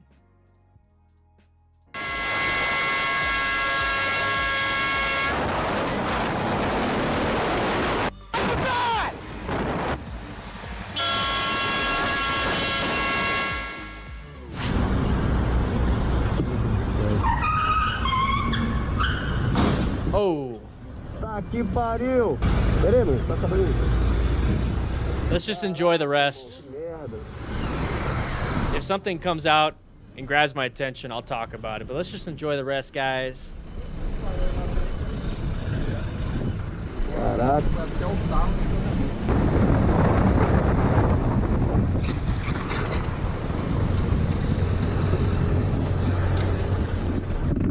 Caralho, brother. O que aconteceu? Rapaz, dianteiro. Não, mas você confundiu na hora da entrada ali? Aham. Vai. Para. Caralho, viado.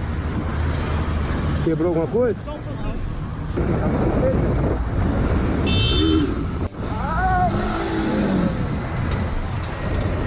Caralho, meu brother. Oh. Hvad har du gang i? Ja, hvad har du gang i? Den er ensporet indtil du kommer hertil. Ja, den er ensporet. Du skal sgu da ikke prøve at overhale mig, når den er ensporet, vel? Der er kamera lige her. Ja. Kør ordentligt.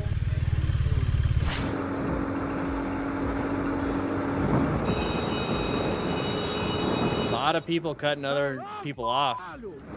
Så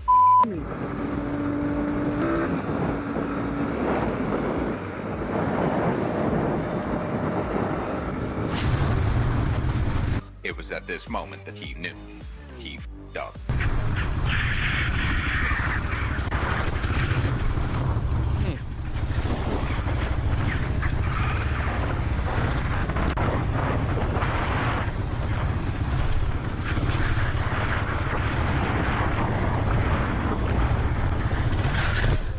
Ooh, gravel. Which is weird, 'cause he's got knobbies. Oh, something snapped. His brake. His rear brake.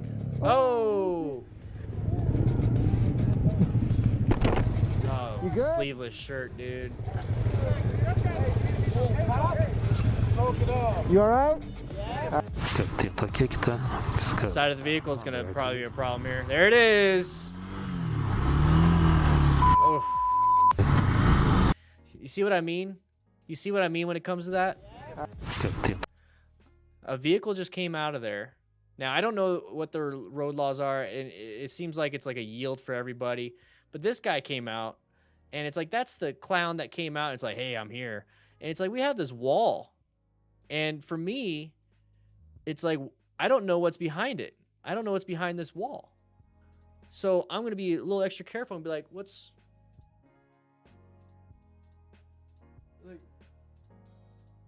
going on? Like, I'm concerned, so I'm going to slow it down just a teeny bit. Now, he's only going 30 kilometers an hour probably, so it's super slow. But I also want to position myself for safety. So remember, position yourself. This is going to give you the best line of sight. So there's that line of sight. If you're in lane position 2, there's that line of sight. If you're in lane position 3, there's that line of sight. So when it comes to lane position 1, you can see sooner. When it comes to lane position 2, you can see a little bit less. You know, it takes a little more time to get there. But lane position 3, you literally have to get like right here to see anything around that corner. And I don't want to wait till then. I want to see maybe around that corner like right here versus right here. That gives me more time. On top of that, the space cushion right here, not very good. Right here, I have an option to swerve left. So it's all about positioning for safety. You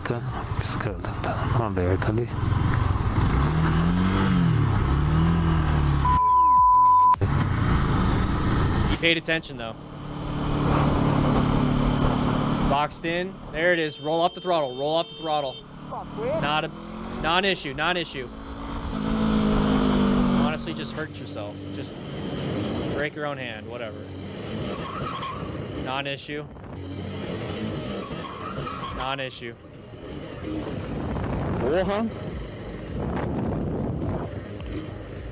There you go, Angel. Always find a metaphor. Always find a way to make it relatable to you. And I always think about line of sight with billiards. Don't get behind the 8 ball. Love it. Stacks with the super sticker, baby. Oh, thank you so much, guys. Thank you so much. Oh, no. Cool Breeze.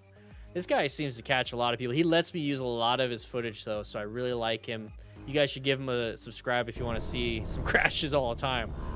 It's never him that crashes. It's always the people around him. You okay? I'm fine. Thank you so much.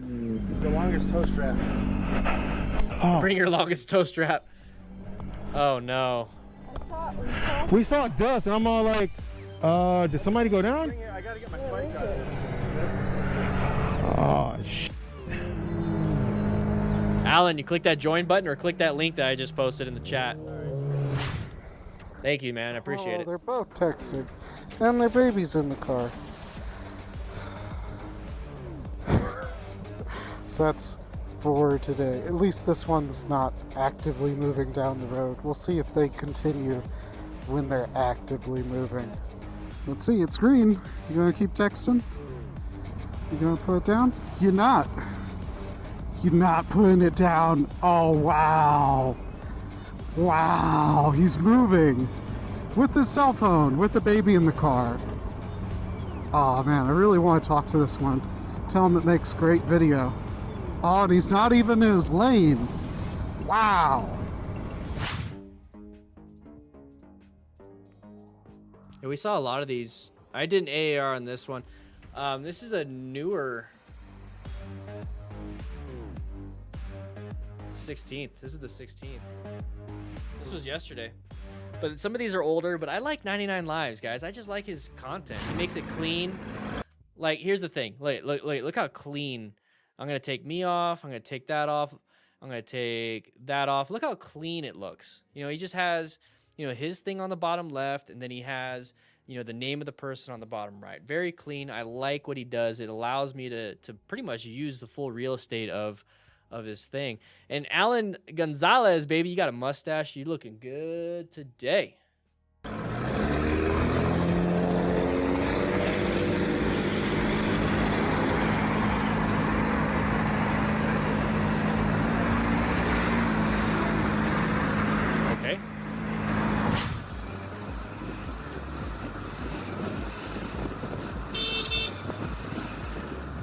A lot of these are non-issues.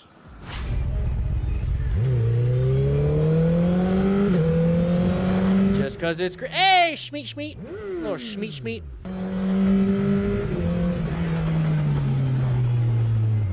Just take a look at that. All it took was one lane position change. One lane position. Hey, speed limit, how you doing, man? One lane position change to get yourself out of that situation. So when I see stuff like this, and we see it all the time, with these close calls, especially these lane merging close calls. Lane position 2 is kind of like in tennis where you always get back to center and then you move to left or right depending on where the ball goes. So when I see something like this, I always think of lane position 2 as getting back to center. And the reason why I bring up tennis is because my dad was a tennis pro and I played tennis as a kid and I understood the rules and he would always tell me these things. Maybe that's where my situational awareness came from.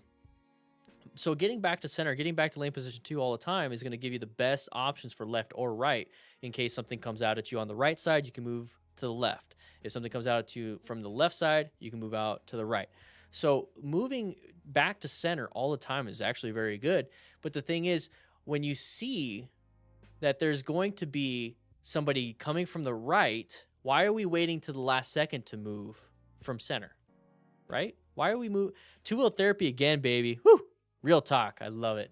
I'm going to get more emojis, guys. I'm going to hire somebody to get me some more emojis because I can't do them. I'm too terrible.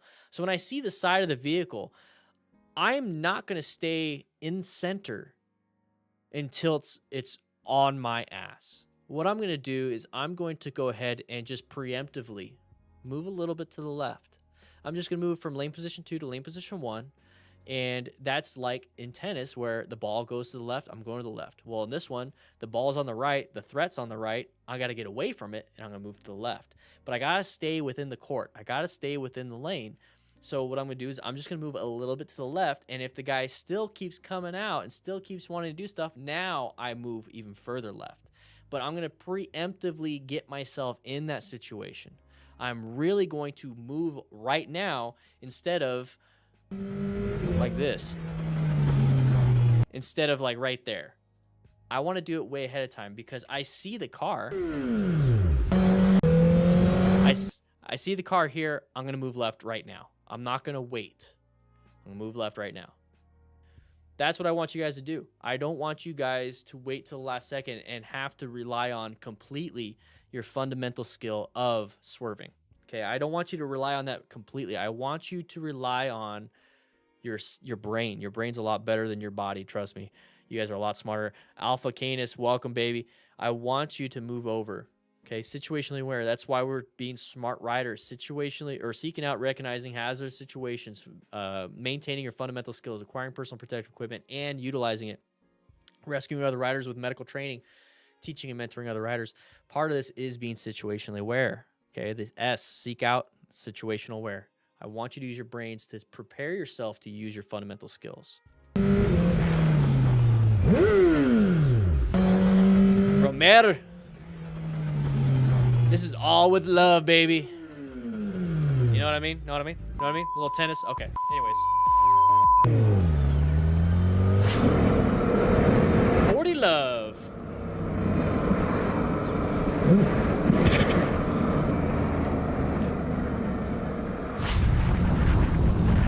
Oh, we're going fast. That's fine, though. That's fine. Can we maintain the curve? And no, we can't. Stay on, stay. Oh, thank gosh. Whew. A little brown in your pants. Okay. Okay. Situationally aware. He slowed down. Good job.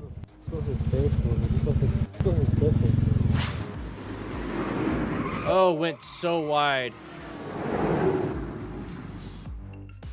This is a driving Tesla. down one of my favorite roads, enjoying myself, and out of nowhere, a crazy motorcyclist trying to pass in a blind corner. Uh-oh, this is gonna be a problem. At this point, his options are super limited. Put it in a ditch, hit the Jeep, or hit us head on.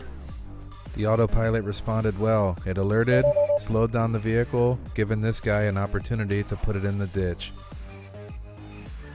At this point, the excitement was over for us, but it had just begun for What's up, this baby? guy. Now he's in a skid, still moving pretty good, with 2 telephone poles in front of him. Given the fact that this is at least a 800-pound bike with gigantic pipes, really bad terrain, you can tell that everything is riding on this. And thankfully, he was able to thread the needle and no one was injured in this event. So that was interesting to hear from them. It really was. Honestly, he's right. He's right. And real quick, Nikki, baby, look at your beard. That right there, guys. She's been a member for so long. She doesn't have a gray beard anymore. She has the final boss of beards, multicolored. Oof, looking good. Responded well. Enjoying I want you guys to hear this part right here. myself, and out of nowhere, a crazy motorcyclist trying to pass in a blind corner. I don't think that's true. Hey, thank you so much for the donation. I think he was just going too fast.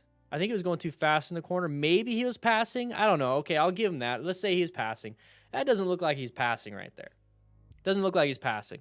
So what's happening here is that he was just going too fast, though. So maybe he passed a little bit earlier, and now he's just going too fast. Okay.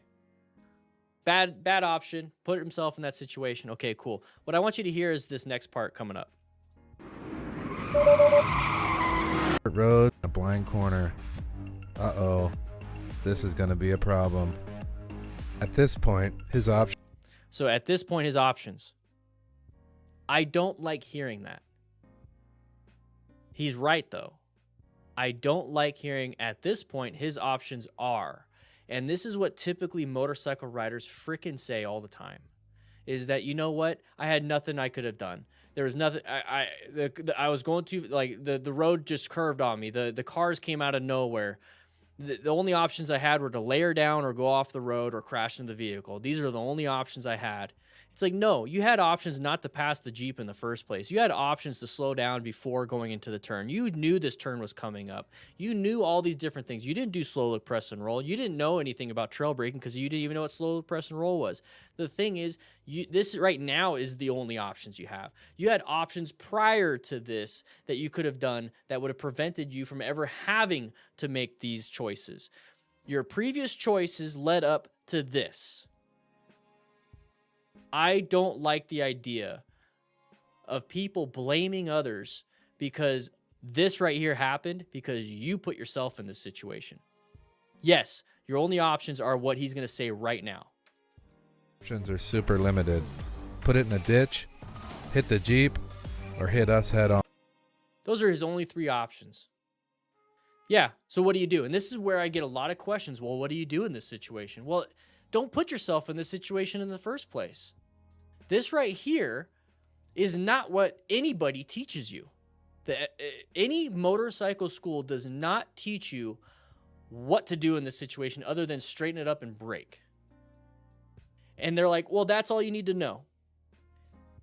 No, prevent it. Don't get in this situation in the first place. Know what your bike can do. Know what you can do. Know what the road is going to do. Know what you're supposed to do with good situational awareness and fundamental skills and checking your ego in place.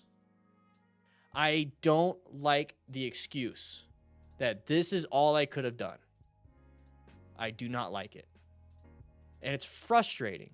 And I keep getting questions. And here's the thing. I'm answering it right now. I keep getting questions about what do you do in this situation. And I'm going to tell you right now, don't get yourself in this situation. Don't get yourself in this situation. Be smarter. It's why I developed the Smart Rider principles. Be smarter than this. Slow look, press, and roll. is a basic fundamental skill. That's part of smart rider principles. Seeking out and recognizing hazardous situations. What kills motorcyclists all the time? Corners and intersections. This is a corner. You should have been in orange stage.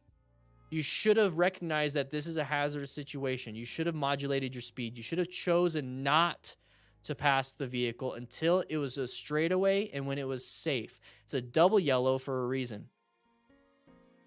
I hate the excuses. And I'm not going to answer those questions. Because the thing is, you shouldn't have been here in the first place. The autopilot responded well. It alerted, slowed down the vehicle, giving this guy an opportunity to put it in the ditch. So there you go. That's the only option you got. Hope that you're not going to hit a pole. At this point, the excitement was over for us, but it had just begun for this guy. Now he's in a skid, still moving pretty good, with 2 telephone poles in front of him.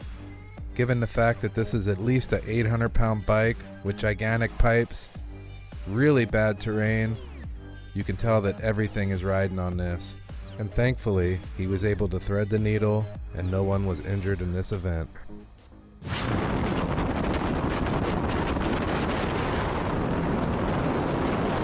Really close, but good lane positioning to see.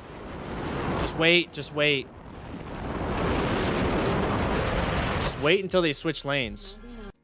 In that situation, just wait until they switch lanes. He was able to thread the needle and no one was injured in this event. Yeah, I don't think it's not 800 pounds. So in this situation, you wait. Let's just watch it one more time so you guys can see. I want you to wait for that vehicle to make that complete choice and then pass.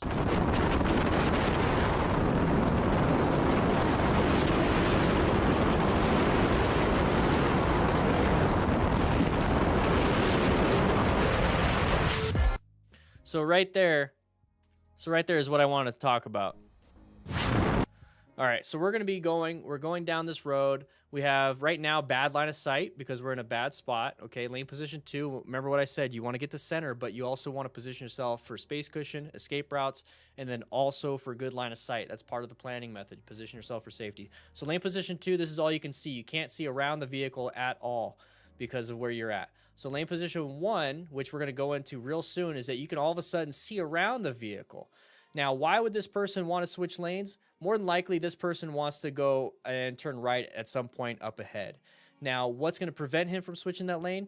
You already know with your orientation, OODA loop, okay? Part of planning is I based it off of OODA loop. So observe, orient, decide, act, okay? So orient yourself is where you place yourself in reality, in space and time, to where you know where things are at. It's a situational awareness thing. So planning, position yourself for safety, locate hazards, adapt to those hazards, and then navigate around threats is all based off the OODA loop.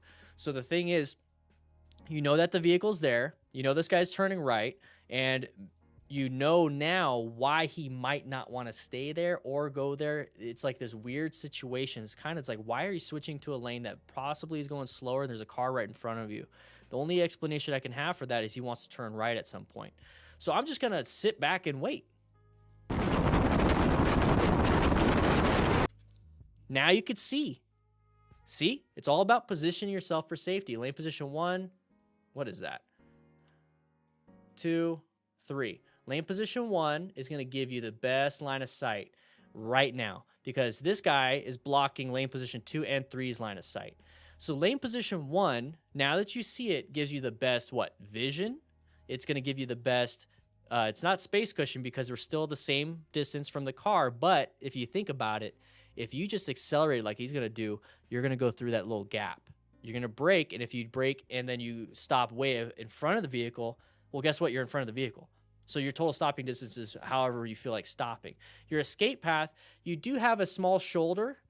And guess what? Motorcycles have tiny little tires, only one in the front, one in the back. We don't have side-by-sides, so we can actually thread that needle if we had to. So that is easily an escape path and is going to be where we go through just in case for total stopping distance, and it's where our vision is. So this right here is the best position to be in. And this is exactly what happened. And this is hopefully never happens to you. we're just way too close for my liking. I don't like it. I'm going to roll off the throttle at this point. All right, cool. So he decided to switch lanes. He's not even out of the lane yet. So I understand the impatience. I understand wanting to go and get out of there and just go boop, go ahead and go through. The thing is, when I see something like this is right here, my escape path. My total stopping distance is way up here where those other cars are. So I'm not too concerned by that. And then also my vision is really good. So I'm in a good position. I still don't like the fact that this guy could swerve left a little bit and then slam the brakes and then hit me. So what I'm doing is waiting for him to completely move over, and then I'm going to go. Okay, so what's going to happen here is you're going to see his RPMs. I think those are his RPMs. No, that's his speedometer. His RPMs are over here, I think. You're going to see his speedometer increase. So it looks like he's going about 78 because this right here is like 80. So he's actually going to increase his speed to pass this vehicle before the vehicle even gets into the other lane. So now he's going 80. Okay, so he's going 80. And now we have one of two choices. We could decelerate, which might be the better option, which is just applying a little bit of that front brake, just a little bit, not a lot. Do not panic and squeeze it or slam it. You can squeeze it just a little bit of progressive brake pressure, because he's already trying to accelerate. He's going 80. What's your bike? Can it do 90? Yeah, maybe, but is it going to take a couple seconds to get to 90? You don't have a couple seconds. What you do is have maybe a second, and braking is going to give you the best option. So braking or just switching over onto the shoulder if you have to is going to be the option. So those are the only two options you have at this point. At this point, going back to that previous video, it's like, well, at this point, you only have 3 options. Well, at this point, you only have 2. Prior to this, you had multiple options. Don't put yourself in these situations in the first place. Wait for that vehicle to completely switch lanes and then go. That's what I want you guys to do. Let's watch it one more time. Injured in this event.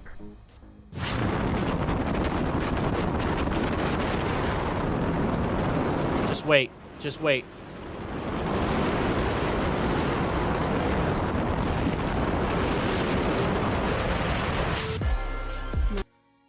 Yeah, the shoulder is gravelly.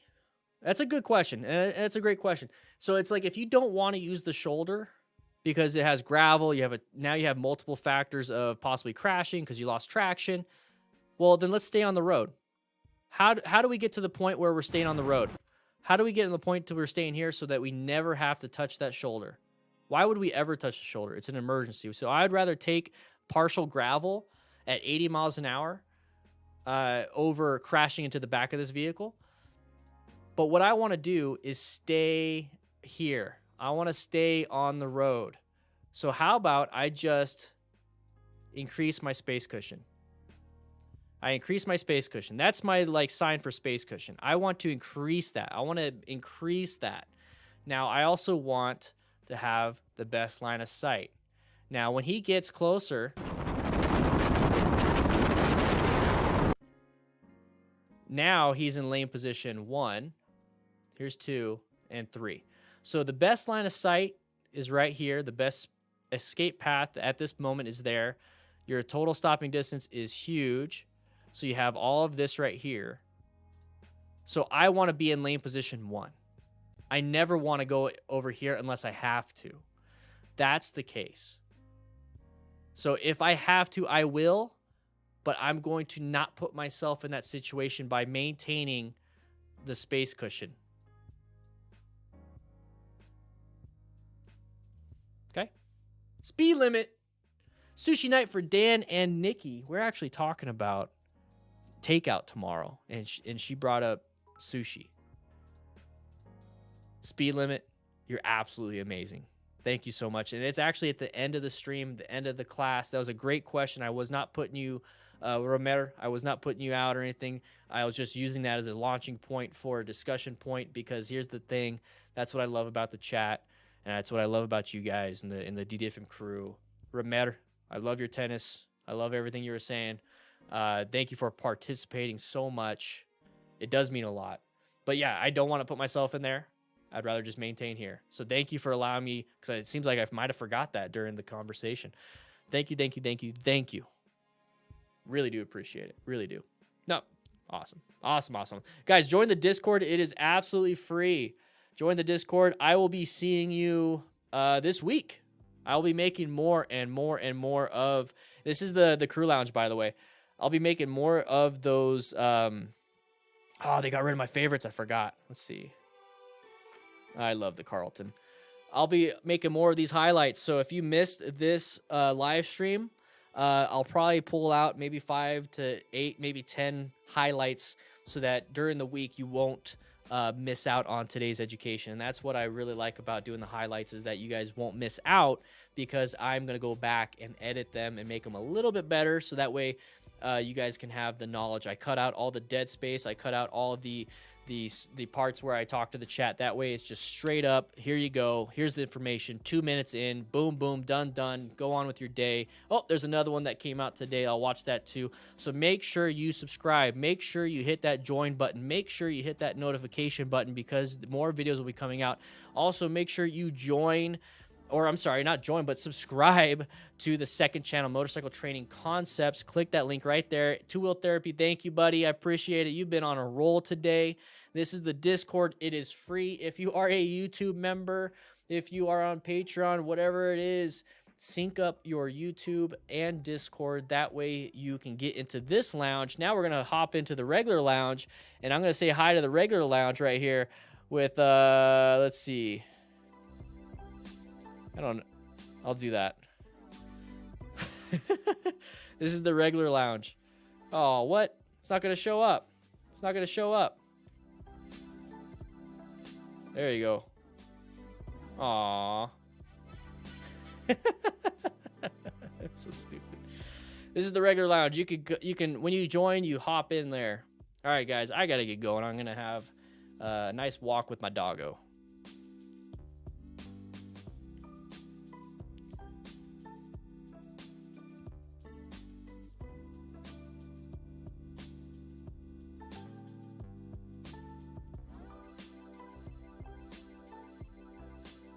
Now I'm going into the crew lounge so I don't mess up the chat.